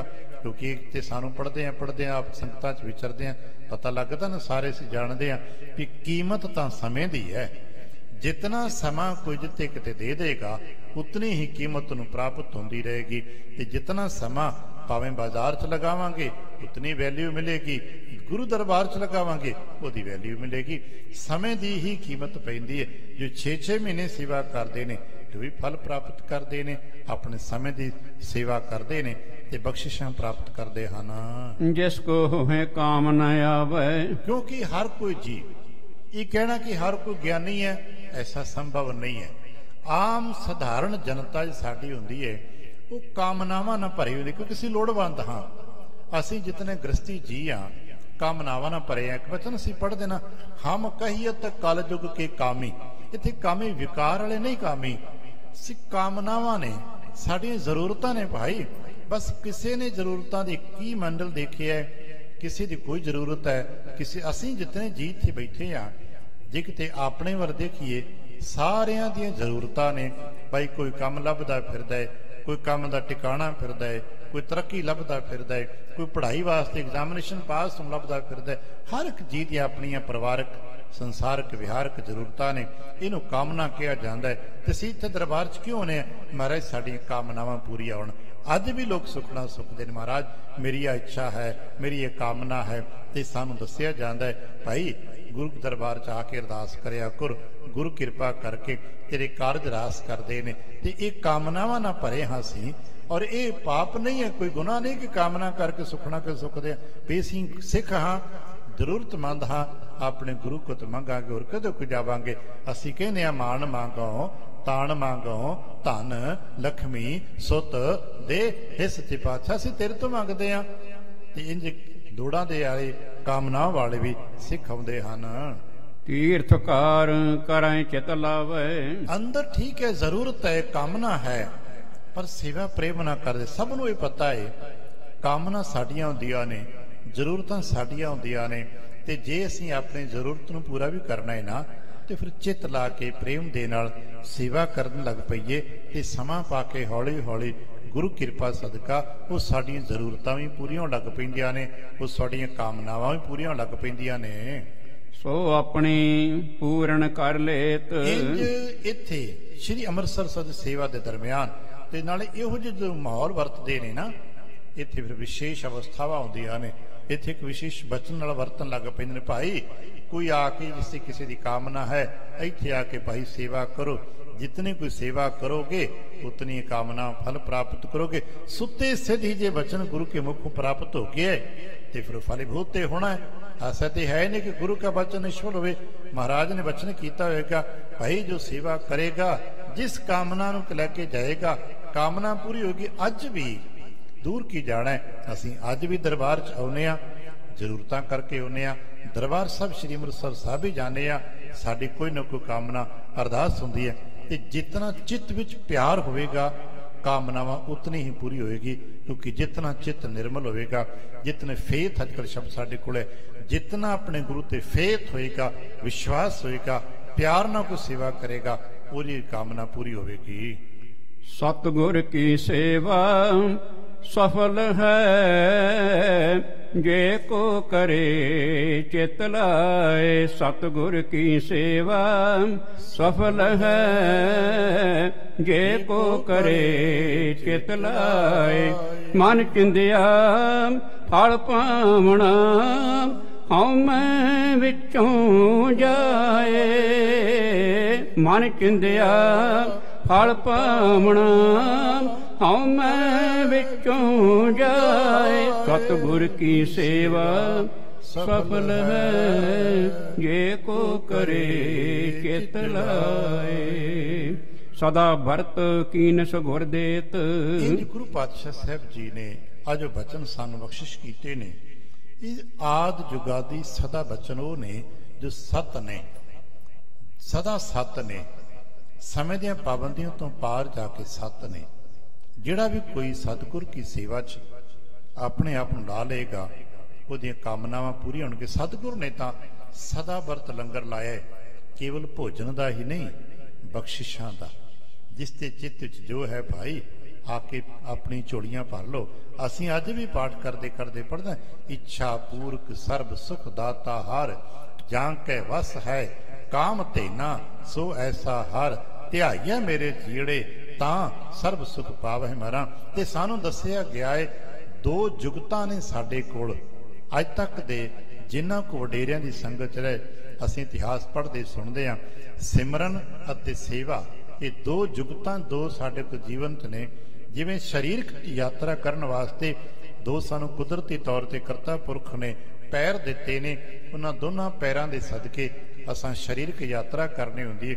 ਇਹ ਸੱਚ ਆਣਾ रूहानी यात्रा सेवा ते सिमरन दे सदके हुंदी है। सेवा करते जावांगे, घर विच सुख वरतदा चला जाएगा, सिमरन करते जावांगे, मन शांत हुंदा चला जाएगा।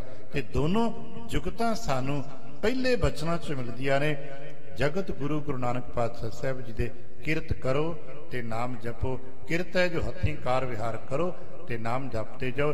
जिन्हों अगे पाठ करदे पढ़दे हाथ पांव कर काम सब चीत निरंजन नाल। हुण इत्थे मिट्टी पुट्टी जांदी देखण नूं, ढोई टोकरी जांदी है, पर जाप सतनाम वाहिगुरु दा हुंदा है।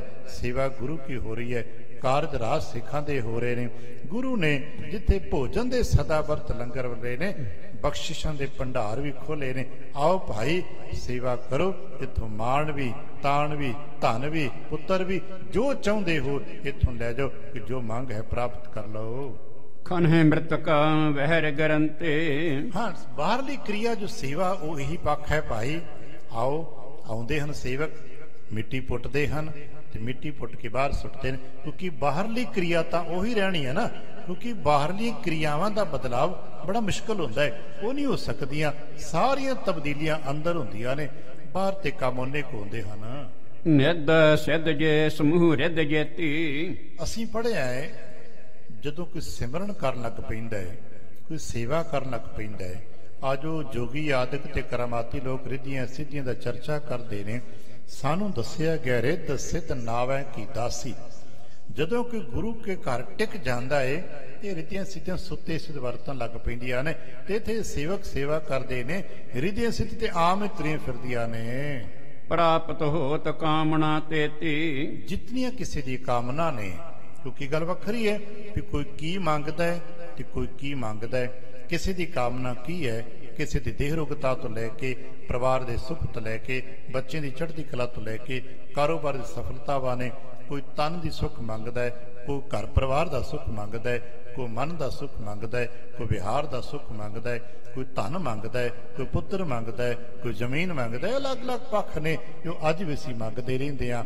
ਤੇ ਜਿਤਨੇ ਕਿਸ ਦੀ ਕਾਮਨਾਵਾਂ ਨੇ ਗੁਰੂ ਪਾਤਸ਼ਾਹ ਬਖਸ਼ਿਸ਼ ਦੇ ਨਾਲ ਸਾਰਿਆਂ ਦੀ ਕਾਮਨਾਵਾਂ ਨਾਮ ਦੀ ਕਲਾ ਦੇ ਨਾਲ ਹੀ ਪੂਰੀਆਂ ਹੋਈ ਜਾਂਦੀਆਂ। ਜਿਵੇਂ ਸਾਨੂੰ ਚਾਨਣਾ ਵੀ ਮਿਲਦਾ ਹੈ ਤੇ ਬਿਜਲੀ ਕਰਕੇ, ਠੰਡੀ ਹਵਾ ਮਿਲਦੀ ਹੈ ਤੇ ਬਿਜਲੀ ਕਰਕੇ, ਗਰਮ ਹਵਾ ਮਿਲਦੀ ਹੈ ਤੇ ਬਿਜਲੀ ਕਰਕੇ, ਆਵਾਜ਼ ਬੁਲੰਦ ਹੁੰਦੀ ਹੈ ਤੇ ਬਿਜਲੀ ਕਰਕੇ, ਲਾਈਟ ਮਿਲਦੀ ਹੈ ਤੇ ਬਿਜਲੀ ਕਰਕੇ, ਸਭ ਕੁਝ ਬਿਜਲੀ ਕਰਕੇ ਹੈ। ਜ਼ਰੂਰਤ ਤਕਨੀਕ ਦੇ ਮੁਤਾਬਕ ਆਪਣੀ ਪੂਰੀ ਕੀਤੀ ਜਾਂਦੀ ਹੈ। ਇਵੇਂ ਜ਼ਰੂਰਤਾਂ ਤੇ ਕਾਮਨਾਵਾਂ ਸਾਡੀਆਂ ਨੇ, ਕਲਾ ਗੁਰੂ ਕੀ ਹੈ, ਆਸੀਸ ਗੁਰੂ ਕੀ ਹੈ, ਆਸ਼ੀਰਵਾਦ ਗੁਰੂ ਕਾ ਹੈ। ਸਾਰੀ ਕਲਾ ਗੁਰੂ ਕੀ ਹੈ, ਨਾਮ ਦੇ ਸਦਕੇ ਵਰਤਦੀ ਹੈ। ਕੇਤਕ ਸਿੱਖ ਆਪ ਤੇ ਆਏ, ਕੁਝ ਉਹ ਗੁਰਸਿੱਖ ਨੇ ਜੋ ਆਪ ਆ ਕੇ ਸੇਵਾ ਕਰਦੇ ਹਨ। ਕਿਨਹੁ ਢਿਗ ਨਰ ਪਠੇ ਬੁਲਾਏ, ਕਈਆਂ ਨੇ ਜੋ ਆਪ ਨਹੀਂ ਆ ਸਕੇ, ਮਤਲਬ ਦੂਰ ਦੁਰਾਡੇ ਨੇ, ਜਾਂ ਜਿਹਨਾਂ ਦੇ ਕਾਰੋਬਾਰ ਇਹੋ ਜਿਹੇ ਨੇ ਕਿ ਵਿੱਚੋਂ ਨਿਕਲਣਾ ਔਖਾ ਹੈ, ਜਾਂ ਕੁਝ ਵਪਾਰੀ ਨੇ, ਜਾਂ ਕੋਈ ਸਰੀਰ ਕਰਕੇ ਵਡੇਰੇ ਨੇ, ਉਹਨਾਂ ਆਪਣੇ ਥਾਂ ਤੇ ਬੰਦੇ ਭੇਜ ਦਿੱਤੇ ਨੇ। ਉਹਨਾਂ ਦੀ ਮਜ਼ਦੂਰੀ ਵਾਜਬ ਜੋ ਹੈ ਉਸ ਵਕਤ ਦੀ ਉਹ ਦੇਈ ਜਾਂਦੇ ਨੇ, ਕੰਮ ਦੂਜੇ ਮਨੁੱਖ ਕਰੀ ਜਾਂਦੇ ਨੇ, ਵਾਜਬ ਮਜ਼ਦੂਰੀ ਉਹ ਦੇਈ ਜਾਂਦੇ ਨੇ। ਇੰਜ ਇਹ ਧਨ ਕਰਕੇ ਸੇਵਾ ਕਰ ਰਹੇ ਹਨ। ਪੂਰਨ ਹੋਤ ਜਾਚਨਾ ਜਿਉਂ ਜਿਉਂ, ਦੂਜੀ ਗੱਲ, ਭਾਵੇਂ ਉਹ ਤਨ ਕਰਕੇ ਕਰਦਾ ਹੈ ਤੇ ਭਾਵੇਂ ਧਨ ਕਰਕੇ ਕਰਦਾ ਹੈ, ਚਿੱਤ ਲਾ ਕੇ ਮਨ ਕਰਕੇ ਕਰਦਾ ਹੈ। ਜੋ ਮੰਗੈ ਠਾਕੁਰ ਆਪਨੇ ਤੇ ਸੋਈ ਸੋਈ ਦੇਵੈ। ਇੱਥੇ ਇਹ ਬਖਸ਼ਿਸ਼ ਵਰਦੀ ਆਪਣੇ ਗੁਰੂ ਤੋਂ ਕਿਸੇ ਦੀ ਕਾਮਨਾ ਹੈ ਤੇ ਪੂਰੀਆਂ ਹੁੰਦੀਆਂ ਹਨ।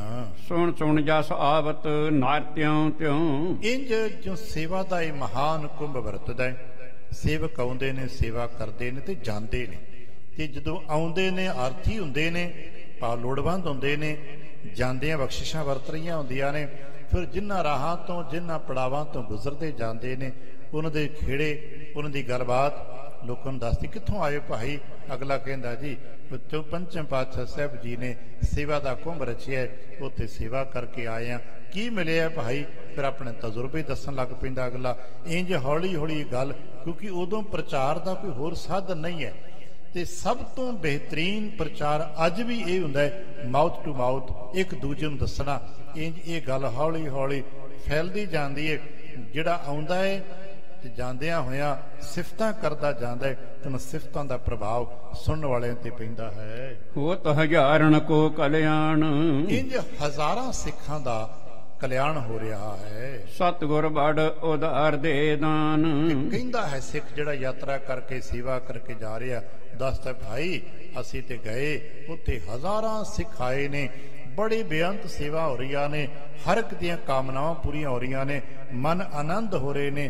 ਗੁਰੂ ਪਾਤਸ਼ਾਹ ਸਭ ਨੂੰ ਬਖਸ਼ਿਸ਼ਾਂ ਦੇ ਰਹੇ ਨੇ, ਕਲਿਆਣ ਹੋ ਰਹੇ ਨੇ। ਉੱਥੇ ਗੁਰੂ ਨੇ ਤੇ ਭੰਡਾਰ ਖੋਲੇ ਨੇ। ਪਾਏ ਕਾਮਨਾ ਇੱਕ ਨਰ ਜਾਵੇ, ਇੰਜ ਕੋਈ ਸਿੱਖ ਆਉਂਦੇ ਨੇ, ਇੱਕ ਨਰ ਤੋਂ ਭਾਵ ਕੋਈ ਇੱਕ ਸਿੱਖ ਆਉਂਦਾ ਹੈ, ਉਹਦੀਆਂ ਕਾਮਨਾਵਾਂ ਪੂਰੀਆਂ ਹੁੰਦੀਆਂ ਨੇ ਤੇ ਉਹ ਜਾ ਕੇ ਕਈ ਚਾਹੁਣ ਨੂੰ ਤੇ ਘੱਟੋ ਘੱਟ ਦੱਸ ਹੀ ਦਿੰਦਾ ਹੈ ਨਾ। ਯਹ ਕਹੈ ਕੀਰਤ ਕਰਤ ਸੁਣਾਵੇ, ਸੁਭਾਵਕ ਹੈ ਸਾਨੂੰ ਕਿਤਿਓਂ ਕੁਛ ਮਿਲ ਜਾਏ, ਅਸੀਂ 2-14 ਲੋਕਾਂ ਨੂੰ ਤੇ ਘੱਟੋ ਘੱਟ ਦੱਸਦੇ ਨੇ। ਮਨੋਵਿਗਿਆਨਕ ਲੋਕ ਵੀ ਕਹਿੰਦੇ ਨੇ ਇਸੇ ਤਰ੍ਹਾਂ ਗੱਲਾਂ ਫੈਲਦੀਆਂ, ਚੰਗੀਆਂ ਵੀ ਤੇ ਮੰਦੀਆਂ ਵੀ। ਇੱਕ ਵਿਅਕਤੀ ਘੱਟੋ ਘੱਟ 10 ਵਿਅਕਤੀਆਂ ਦੇ ਨਾਲ ਗੱਲ ਕਰਦਾ ਹੈ ਤੇ 10 ਵਿਅਕਤੀਆਂ ਚੋਂ ਘੱਟੋ ਘੱਟ 8 ਵਿਅਕਤੀ ਤੇ ਫਿਰ ਉਹ ਹੁੰਦੇ ਨੇ ਜੋ ਉਸ ਗੱਲ ਨੂੰ ਸੁਣਦੇ ਨੇ, ਸਮਝਦੇ ਨੇ। ਇੰਜ ਹੌਲੀ ਹੌਲੀ ਗੱਲ ਦੂਰ ਤੱਕ ਫੈਲਦੀ ਤੁਰੀ ਜਾਂਦੀ ਹੈ। ਸੁਣ ਕਹਿ ਆਪਰ ਚੌਂਪ ਬੜ ਧਰੈ, ਇੱਕ ਦੀ ਸਫਲਤਾ ਦੇਖ ਕੇ, ਇੱਕ ਦੇ ਚਿਹਰੇ ਤੇ ਆਈ ਹੋਈ ਰੌਣਕ ਦੇਖ ਕੇ, ਇੱਕ ਦੀ ਤੰਦਰੁਸਤੀ ਦੇਖ ਕੇ, ਉਹਦੇ ਘਰ ਪਰਿਵਾਰ 'ਚ ਆਈ ਬਰਕਤ ਨੂੰ ਵੇਖ ਕੇ ਸਾਡੇ ਮਨ 'ਚ ਨਹੀਂ ਚਾਅ ਆਉਂਦਾ ਕਿ ਮੈਂ ਵੀ ਜਾਵਾਂ, ਮੈਨੂੰ ਵੀ ਬਰਕਤ ਮਿਲ ਜਾਏਗੀ, ਇਹ ਚੀਜ਼ ਮੈਨੂੰ ਮਿਲ ਜਾਏਗੀ। ਇੰਜ ਇੱਕ ਨੂੰ ਦੇਖ ਕੇ ਦੂਜਾ ਵੀ ਚੌਂਪ ਦਾ ਮਤਲਬ ਦਾ ਉਤਸ਼ਾਹ ਧਾਰਨ ਕਰਦਾ ਹੈ ਕਿ ਮੈਂ ਵੀ ਜਾਵਾਂ ਤੇ ਮੈਂ ਵੀ ਪ੍ਰਾਪਤੀ ਕਰਾਂ। ਪਹੁੰਚ ਗੁਰੂ ਢਿਗ ਸੇਵਾ ਕਰੇ, ਇੰਜ ਇੱਕ ਨੂੰ ਵੇਖ ਕੇ ਦੂਜਾ ਵੀ ਆਉਂਦਾ ਹੈ ਤੇ ਗੁਰੂ ਸਾਹਿਬ ਦੇ ਦਰ ਤੇ ਆ ਕੇ ਸੇਵਾ ਕਰਦਾ ਹੈ। ਆਪਣੀ ਆਏ ਪੁਰੇ ਅਭਿਲਾਖ, ਤੇ ਹਰ ਕੋਈ ਜੀ ਇੱਥੇ ਆ ਕੇ ਆਪਣੇ ਅਭਿਲਾਸ਼ਾ, ਆਪਣੀ ਆਸਾਵਾਂ ਨੂੰ ਪੂਰਨ ਕਰਦਾ ਹੈ। ਸਿਮਰਨ ਕਰੈ ਪ੍ਰੇਮ ਉਰ ਰੱਖ, ਕਿਉਂਕਿ ਇੱਥੇ 2 ਕੰਮ ਚੱਲਦੇ ਨੇ। ਸਾਰਾ ਦਿਨ ਸਰੀਰ ਕਰਕੇ ਸੇਵਾ ਕੀਤੀ ਜਾਂਦੀ ਹੈ ਤੇ ਸਾਰਾ ਦਿਨ ਹੀ ਨਾਲ ਸਿਮਰਨ ਕੀਤਾ ਜਾਂਦਾ ਹੈ। ਕਿਉਂਕਿ ਸਿਕਾਰ ਸੇਵਾ ਦਾ ਇਹੀ ਤੇ ਸਭ ਤੋਂ ਵੱਡਾ ਲਾਭ ਜਾਂ ਕਿਹਾ ਜਾਏ ਉੱਤਮ ਪੱਖ ਹੈ ਕਿ ਹਾਥ ਪਾਵ ਕਰ ਕਾਮ ਸਭ ਚੀਤ ਨਿਰੰਜਨ ਨਾਲ ਲਾ ਦਿੱਤਾ ਜਾਂਦਾ ਹੈ। ਤੇ ਸਿਰ ਤੇ ਟੋਕਰੀ ਹੁੰਦੀ ਹੈ ਤੇ ਰਸਨਾ ਤੇ ਸਤਨਾਮ ਵਾਹਿਗੁਰੂ ਦਾ ਜਾਪ ਹੁੰਦਾ ਹੈ। ਸ਼ਰੋਤਾ ਸੁਣ ਕਰ ਸ਼ੁਭ ਇਤਿਹਾਸ। ਜਿਉਂ-ਜਿਉਂ ਅਸੀਂ ਸਾਖੀਆਂ ਪੜ੍ਹਦੇ ਹਾਂ ਆਪ ਦੇ ਮਨ 'ਚ ਹੁਣ ਵੀ ਖਿਆਲ ਨਹੀਂ ਹੁੰਦਾ ਵੀ ਉਹਨਾਂ ਚਾਂ ਵਡੇਰੇ ਗੁਰਸਿੱਖਾਂ ਦੀਆਂ ਕੁਝ ਸਾਖੀਆਂ ਦਾ ਖੁਲਾਸਾ ਕੀਤਾ ਜਾਏ ਕਿ ਜਿਵੇਂ ਅਸੀਂ ਕਿਸੇ ਪਿੱਛੇ ਕੁਝ ਨਾ ਪੜ੍ਹੇ ਨੇ, ਭਾਈ ਗੁਰਦਾਸ ਸਾਹਿਬ ਜੀ, ਬਾਬਾ ਬੁੱਢਾ ਸਾਹਿਬ ਜੀ, ਪੁਰੀਆ ਜੀ, ਭਾਈ ਬਾਲਾ ਸਾਹਿਬ ਜੀ, ਇਹਨਾਂ ਗੁਰਸਿੱਖਾਂ ਦੇ ਕੁਝ ਨਾਂ ਅਸੀਂ ਸੁਣੇ ਨੇ। ਇਹਨਾਂ ਕੀ ਕੁਝ ਕੀਤਾ, ਇਹਨਾਂ ਕਿੱਦਾਂ ਕੀਤਾ, ਇਹਨਾਂ ਦੇ ਬਾਰੇ, ਇਹਨਾਂ ਦੇ ਘਰ ਪਰਿਵਾਰ, ਪਿੰਡ, ਸ਼ਹਿਰ, ਇਹ ਭਾਈ ਕਿੱਥੋਂ ਦੇ ਸਨ। ਸਾਡੇ ਮਨ 'ਚ ਅੱਜ ਵੀ ਖਿਆਲ ਉੱਠਦਾ ਭਾਈ ਇਹ ਗੁਰਸਿੱਖ ਕਮ ਸੇ ਕਮ ਸਾਰਿਆਂ ਦੇ ਨਹੀਂ ਤੇ ਵੱਡੇ ਵੱਡੇ ਕੁਝ ਚੰਦ ਗੁਰਸਿੱਖਾਂ ਦੀ ਗਾਥਾਵਾਂ ਤੇ ਅਸੀਂ ਸੁਣ ਸਕੀਏ ਨਾ। ਇੰਜ ਚੌਪ ਸਰੋਤਾ ਦੇ ਮਨ 'ਚ ਹਰ ਵਕਤ ਉੱਠਦੀ ਹੈ। ਸਿੱਖਣ ਗਣ ਕੇ ਸੁਣ ਕਰ ਨਾਮ। ਸਿੱਖਾਂ ਵਡੇਰਿਆਂ ਦੇ ਨਾਂ ਸੁਣ ਕੇ ਮਨ ਚਾਉ ਪੈਦਾ ਹੁੰਦਾ ਹੈ। ਜਿਨ ਕੋ ਪ੍ਰਾਪਤ ਉਤਮ ਧਾਮ। ਤੇ ਖਾਸ ਕਰਕੇ ਉਹਨਾਂ ਦਾ ਜਿਨ੍ਹਾਂ ਨੇ ਸੇਵਾ ਕਰਕੇ ਮਾਣ ਪ੍ਰਾਪਤ ਕੀਤਾ। ਜਿਵੇਂ ਅਸੀਂ ਅੱਜ ਵੀ ਸੁਣਦੇ ਨਾ, ਮੰਝ ਗੁਰੂ ਕਾ ਬੋਹਿ ਥਾ, ਮਨ ਸਤਿਗੁਰੂ ਬਖਸ਼ਿਸ਼ ਕਰਕੇ ਵੀ ਗੁਰੂ ਕਾ ਬੋਹਿ ਥਾ, ਗੁਰੂ ਕਾ ਜਹਾਜ਼ ਹੋ ਗਿਆ।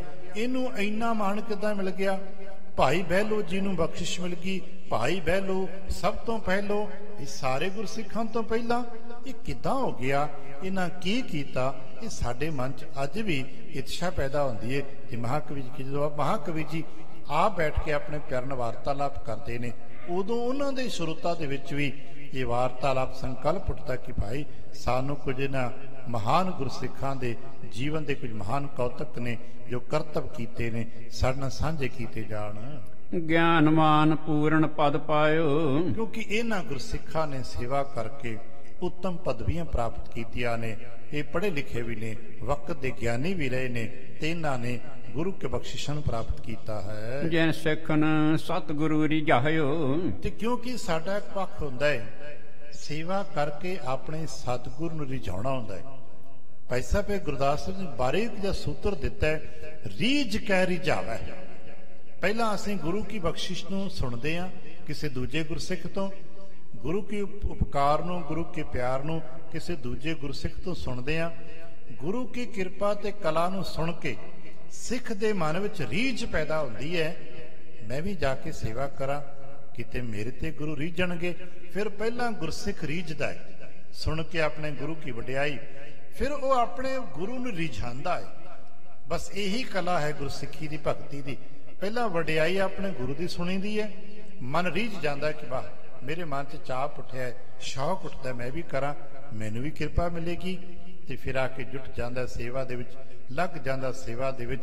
ਹੁਣ ਇੱਕ ਪੱਖ ਹੁੰਦਾ ਹੈ ਕਿ ਮੈਂ ਆਪਣੇ ਗੁਰੂ ਨੂੰ ਰਿਝਾ ਹੀ ਲੈਣਾ ਹੈ। ਰਿਝਾਣ ਦਾ ਮਤਲਬ ਹੁੰਦਾ ਹੈ ਆਪਣੇ ਗੁਰੂ ਨੂੰ ਖੁਸ਼ ਕਰ ਲੈਣਾ। ਜਿਨ੍ਹਾਂ ਨੇ ਪਹਿਲਾਂ ਗੁਰੂ ਕੀ ਮਹਿਮਾ ਸੁਣ ਕੇ ਰੀਝੇ, ਫਿਰ ਜਿਨ੍ਹਾਂ ਨੇ ਸੇਵਾ ਕਰਕੇ ਆਪਣੇ ਗੁਰੂ ਨੂੰ ਰਿਝਾ ਲਿਆ। ਤੇ ਰਿਝਾਣ ਦਾ ਮਤਲਬ ਹੁੰਦਾ ਹੈ ਜਦੋਂ ਗੁਰੂ ਖੁਸ਼ ਹੋ ਕੇ ਕਹਿਣ ਵੀ ਆਹ ਗੁਰਸਿੱਖ ਹੈ। ਪਾਪ ਪੁੱਛਣ ਪਾਤਸ਼ਾਹ ਉਹ ਮੰਝ ਕਿੱਥੇ ਨੇ, ਨਜ਼ਰ ਨਹੀਂ ਆ ਰਹੇ। ਤੇ ਕੋਈ ਦੱਸੇ ਮਹਾਰਾਜ ਮੈਂ ਤਾਂ ਸੇਵਾ ਕਰਨ ਗਏ ਸੀ, ਪਤਾ ਲੱਗਾ ਖੂਹ 'ਚ ਡਿੱਗ ਪਏ। ਤੇ ਫਰੀਜੀਆ ਸਤਿਗੁਰੂ ਹੁੰਦਾ ਨਾ ਜੋ ਫਿਰ ਆਪ ਦੌੜ ਕੇ ਜਾਂਦੇ ਨੇ ਤੇ ਆਪ ਸੇਵਕ ਨੂੰ ਕੱਢਦੇ ਨੇ। ਇਹ ਹੈ ਗੁਰੂ ਨੂੰ ਰਿਝਾ ਲੈਣਾ।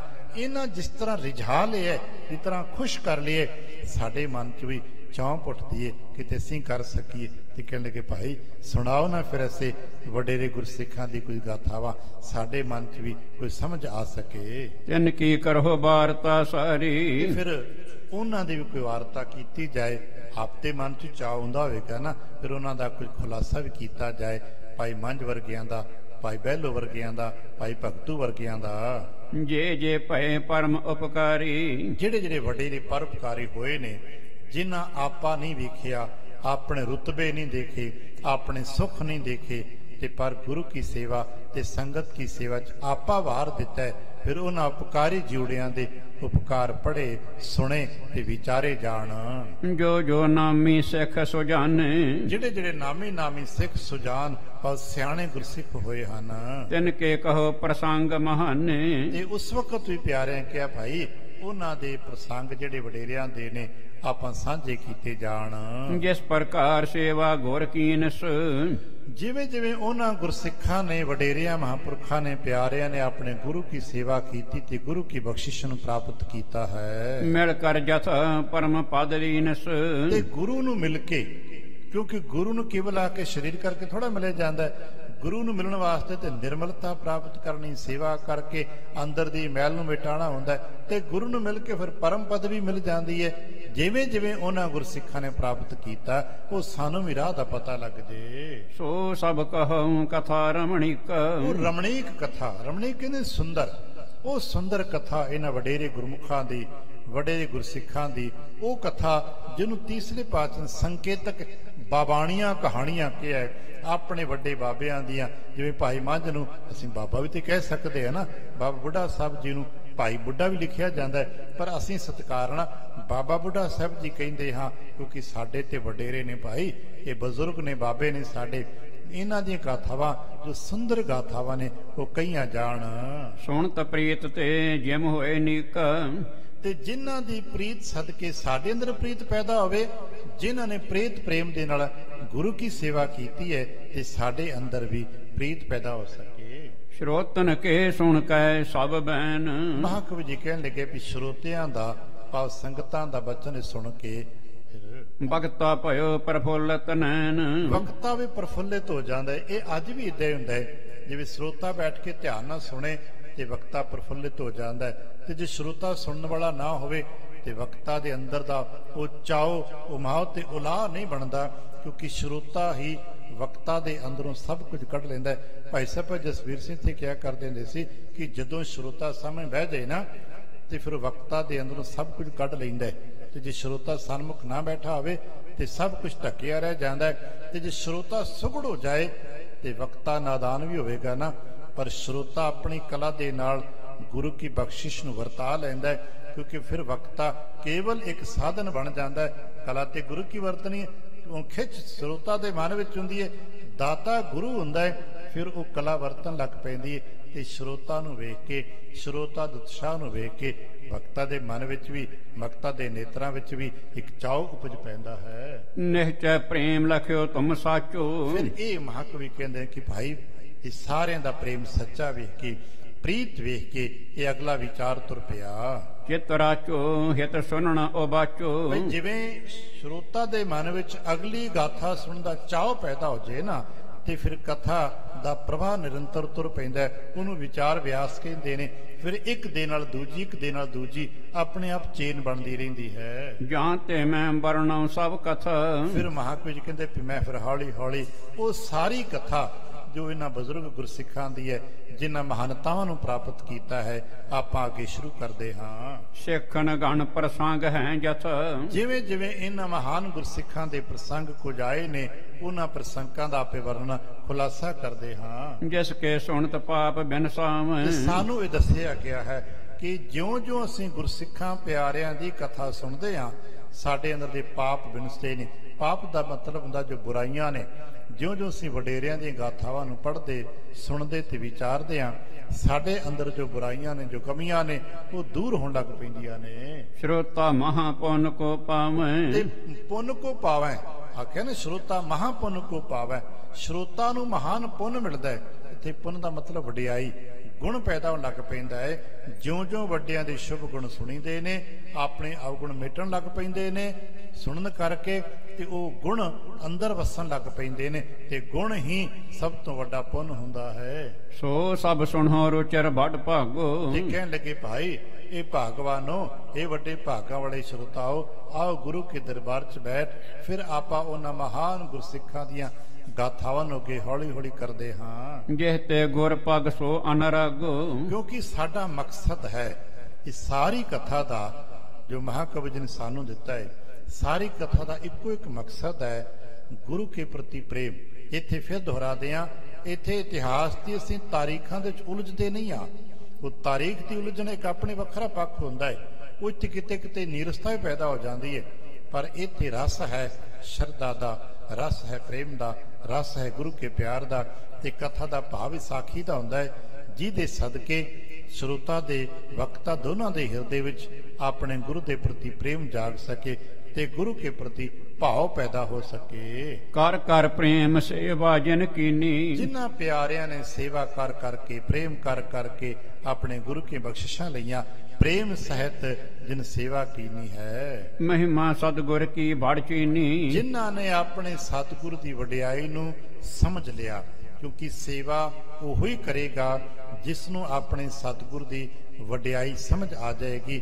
ਜਿਸ ਨੂੰ ਆਪਣੇ ਸਤਿਗੁਰ ਦੀ ਵਡਿਆਈ ਸਮਝ ਨਹੀਂ ਆਏਗੀ, ਉਹ ਦੁਨੀਆ ਭਰ ਦੀਆਂ ਗੱਲਾਂ ਤੇ ਦਲੀਲਾਂ ਤੇ ਕਰਦਾ ਰਹੇਗਾ, ਪਰ ਸੇਵਾ 'ਚ ਹੱਥ ਨਹੀਂ ਲਾਏਗਾ। ਹੱਥ ਸੇਵਾ 'ਚ ਉਹਦੇ ਲੱਗਦਾ ਹੈ ਜਿਹਦੇ ਅੰਦਰ ਆਪਣੇ ਗੁਰੂ ਪ੍ਰਤੀ ਪਿਆਰ ਪੈਦਾ ਹੋ ਜਾਂਦਾ ਹੈ, ਜਿਹਨੂੰ ਆਪਣੇ ਗੁਰੂ ਕੀ ਵਡਿਆਈ ਸਮਝ ਆ ਜਾਂਦੀ ਹੈ। ਬ੍ਰਹਮ ਗਿਆਨ ਕੋ ਪਾਏ ਵਿਸਲ, ਤੇ ਫਿਰ ਅਗਲੀ ਗੱਲ ਹੈ ਕਿ ਜਦੋਂ ਗੁਰੂ ਕੀ ਵਡਿਆਈ ਸਮਝ ਆਉਂਦੀ, ਪਤਾ ਲੱਗਦਾ ਗੁਰੂ ਸਰਬ ਕਲਾ ਸਮਰੱਥ ਹੈ। ਆਪਾਂ ਕਹਿੰਦੇ ਨਾ, ਸਾਚੇ ਸਾਹਿਬਾ ਕਿਆ ਨਾਹੀ ਘਰ ਤੇਰਾ, ਤੇਰੇ ਘਰ ਤਾਂ ਤੇਰੇ ਸਭ ਕੁਛ ਹੈ, ਜਿਸ ਦੇ ਸੋ ਪਾਵੇ।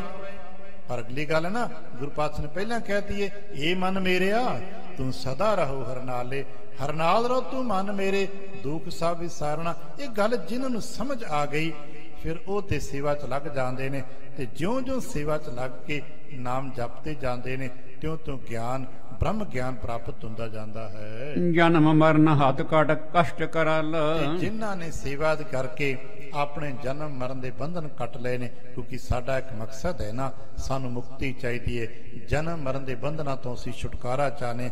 ਅਸੀਂ ਸਾਰੇ ਕਹਿੰਨੇ ਪਾਤਸ਼ਾਹ ਜਨਮ ਮਰਨ ਨਿਵਾਰ ਲਿਓ। ਬਿਰਧ ਮਿਲਿਓ ਸ਼੍ਰੀ ਨਾਨਕ ਸਾਥ, ਫਿਰ ਦੱਸਦੇ ਕਿ ਜਿਸ ਤਰ੍ਹਾਂ ਬਿਰਧ, ਇੱਥੇ ਬਿਰਧਾ ਭਾਵ ਹੈ ਬਜ਼ੁਰਗ, ਬੁੱਢਾ, ਬਾਬਾ ਬੁੱਢਾ ਸਾਹਿਬ ਜੀ, ਜਿਵੇਂ ਬਾਬਾ ਬੁੱਢਾ ਸਾਹਿਬ ਜੀ ਗੁਰੂ ਨਾਨਕ ਪਾਤਸ਼ਾਹ ਸਾਹਿਬ ਜੀ ਨੂੰ ਮਿਲੇ ਸਨ। ਪੂਰਬ ਕਹਿਆ ਇਹ ਗਾਥ, ਉਹ ਗਾਥਾ ਅਸੀਂ ਪਹਿਲਾਂ ਨਾਨਕ ਪ੍ਰਕਾਸ਼ ਦੇ ਵਿੱਚ ਪੜ੍ਹੀ ਸੁਣੀ ਹੈ। ਆਓ ਭਗਤੂ ਜਮ ਘਾਲੀ ਘਾਲ, ਫਿਰ ਕਹਿਣ ਲੱਗੇ ਗੱਲ ਇੱਥੋਂ ਆਰੰਭ ਕਰਦੇ ਆਉਣ ਵਾਲੇ ਪ੍ਰਸੰਗਾਂ ਦੀ, ਕਿ ਜਿਵੇਂ ਭਾਈ ਭਗਤੂ ਜੀ ਨੇ ਗੁਰੂ ਦਰਬਾਰ ਦੀ ਸੇਵਾ ਕੀਤੀ ਹੈ, ਘਾਲਣਾ ਘਾਲੀ ਹੈ, ਤੇ ਮਹਾਨ ਬਖਸ਼ਿਸ਼ਾਂ ਨੂੰ ਪ੍ਰਾਪਤ ਕੀਤਾ ਹੈ। ਭਇਓ ਜਨਮ ਜਿਮ ਗੁਰੂ ਬਚਨ ਨਾਲ, ਜਿਸ ਤਰ੍ਹਾਂ ਭਾਈ ਭਗਤੂ ਜੀ ਦਾ ਜਨਮ ਗੁਰੂ ਪਾਤਸ਼ਾਹ ਦੇ ਆਸੀਸ ਬਚਨਾਂ ਦੇ ਸਦਕੇ ਉਹਨਾਂ ਦੇ ਮਾਤਾ ਪਿਤਾ ਦੇ ਘਰ ਹੋਇਆ, ਸੋ ਮੈਂ ਕਹੂੰ ਸੁਣੋ ਬਿਰਤੰਤ। ਉਹ ਸਾਰੀ ਗਾਥਾ ਪਾਓ ਆਉਣ ਵਾਲੇ ਸਮੇਂ ਕੱਲ ਤੋਂ ਆਪਾਂ ਭਾਈ ਭਗਤੂ ਜੀ ਕੀ ਸਾਖੀ ਗਾਥਾ, ਕਿਵੇਂ ਬਾਬਾ ਆਦਮ ਜੀ ਨੇ ਗੁਰੂ ਦਰ ਤੇ ਆ ਕੇ ਸੇਵਾ ਕੀਤੀ, ਕਿਵੇਂ ਭਾਈ ਭਗਤੂ ਜੀ ਦੇ ਬਾਬਤ ਬਾਬਾ ਆਦਮ ਜੀ ਨੇ ਗੁਰੂ ਪਾਤਸ਼ਾਹ ਤੋਂ ਵਰ ਪ੍ਰਾਪਤ ਕੀਤੇ, ਉਹ ਸਾਰੀ ਗਾਥਾ ਅੱਗੇ ਕਹਿੰਦੇ ਹਾਂ। ਜਿਸ ਮੈਂ ਮਹਿਮਾ ਗੁਰ ਭਗਵੰਤ, ਜਿਹਦੇ ਵਿੱਚ ਗਾਥਾ ਤੇ ਕਹਿਣ ਨੂੰ ਭਾਈ ਭਗਤੂ ਦੀ ਸਾਖੀ ਹੈ, ਪਰ ਮਹਿਮਾ ਸਾਡੇ ਸਤਿਗੁਰੂ ਦੀ ਹੈ, ਕਿਉਂਕਿ ਭਾਈ ਭਗਤੂ ਦੇ ਜੀਵਨ ਦਾ ਤੇ ਇੱਕ ਇੱਕ ਕਦਮ ਇੱਕ ਇੱਕ ਪਲ ਗੁਰੂ ਪਾਤਸ਼ਾਹ ਦੇ ਚਰਨਾਂ ਤੇ ਪਿਆਰ ਅਨੁਰਾਗ ਚ ਲਿਪਟਿਆ ਪਿਆ ਹੈ। ਪੁਨਾ ਅਪਰ ਸਿੱਖਣ ਕੀ ਕਹੂੰ, ਫਿਰ ਇਹਨਾਂ ਤੋਂ ਬਾਅਦ ਚ ਕਹਿੰਦੇ ਭਾਈ ਭਗਤੂ ਜੀ ਤੇ ਆਪਾਂ ਗੱਲ ਆਰੰਭ ਕਰਾਂਗੇ, ਤੇ ਹੌਲੀ ਹੌਲੀ ਫਿਰ ਹੋਰ ਪਿਆਰੇ ਗੁਰਸਿੱਖਾਂ ਦੀ ਗਾਥਾਵਾਂ, ਉਹਨਾਂ ਦੀ ਸਾਖੀਆਂ ਪੜ੍ਹਦੇ ਸੁਣਦੇ ਕਹਿੰਦੇ ਜਾਵਾਂਗੇ। ਜਿਸ ਪ੍ਰਕਾਰ ਸੁਣ ਕਰ ਉਰ ਲਹੋ, ਤੇ ਜਿਸਾਂ ਜਿਵੇਂ ਜਿਵੇਂ ਸਾਨੂੰ ਗੁਰੂ ਪਾਤਸ਼ਾਹ ਤੋਂ ਪ੍ਰਾਪਤ ਹੋਣਗੀਆਂ, ਮਹਾਕਵੀ ਕਹਿੰਦੇ ਜਿਵੇਂ ਜਿਵੇਂ ਸਾਨੂੰ ਵਡੇਰਿਆਂ ਤੋਂ ਪ੍ਰਾਪਤ ਹੋਈਆਂ ਨੇ, ਉਹ ਸਾਖੀਆਂ ਉਸੇ ਤਰ੍ਹਾਂ ਗੁਰੂ ਕੀ ਆਸੀਸ ਤੇ ਪਿਆਰ ਦੇ ਸਦਕੇ ਆਪਾਂ ਇੱਕ ਦੂਜੇ ਨਾਲ ਸਾਂਝੀਆਂ ਕਰਦੇ ਚਲਾਂਗੇ। ਗੁਰੂ ਕਿਰਪਾ ਕਰਨ ਕੱਲ ਤੋਂ ਭਾਈ ਭਗਤੂ ਜੀ ਕੇ ਬਾਬਤ ਜੋ ਸਾਡੇ ਸਿੱਖ ਇਤਿਹਾਸ ਦੀਆਂ ਗਾਥਾਵਾਂ ਨੇ, ਵਡੇਰਿਆਂ ਦੇ ਵੇਲੇ ਦੀਆਂ, ਬਾਬਾ ਆਦਮ ਜੀ ਕੀ ਸੇਵਾਵਾਂ ਕੀਤੀਆਂ, ਕਿਵੇਂ ਗੁਰੂ ਪਾਤਸ਼ਾਹ ਨੇ ਰਿਝ ਕੇ ਰਿਝਾਇਆ, ਜੋ ਰੀਝ ਕੇ ਰਿਝਾਇਆ ਤੇ ਕਿਵੇਂ ਬਖਸ਼ਿਸ਼ਾਂ ਤੇ ਵਰ ਲੈਣੇ ਜੋ ਆਪਾਂ ਕਹਿ ਦਿੰਦੇ ਹਾਂ, ਉਹ ਸਾਰੀ ਗਾਥਾ ਖੁਲਾਸੇ ਦੇ ਨਾਲ ਆਪਾਂ ਹੌਲੀ ਹੌਲੀ ਵਾਚਦੇ ਵਿਚਾਰਦੇ ਚਲਾਂਗੇ। ਇਤਨੇ ਕੁ ਬਚਨ ਵਿਚਾਰ ਆਪ ਜੀ ਨੂੰ ਪ੍ਰਵਾਨ ਕਰਨੇ, ਭੁੱਲ ਚੁੱਕ ਦੀ ਖਿਮਾ ਕਰਨਾ, ਆਸੀਸ ਅਤੇ ਪਿਆਰ ਦਿੰਦੇ ਹੋਇਆ, ਗੁਰੂ ਕੀਆਂ ਬਖਸ਼ਿਸ਼ਾਂ ਵਰਤਾਉਂਦੇ ਹੋਇਆ ਫਤਿਹ ਪਿਆਰ ਸਹਿਤ ਬੁਲਾਵਣਾ ਜੀ। ਵਾਹਿਗੁਰੂ ਜੀ ਕਾ ਖਾਲਸਾ, ਵਾਹਿਗੁਰੂ ਜੀ ਕੀ ਫਤਿਹ।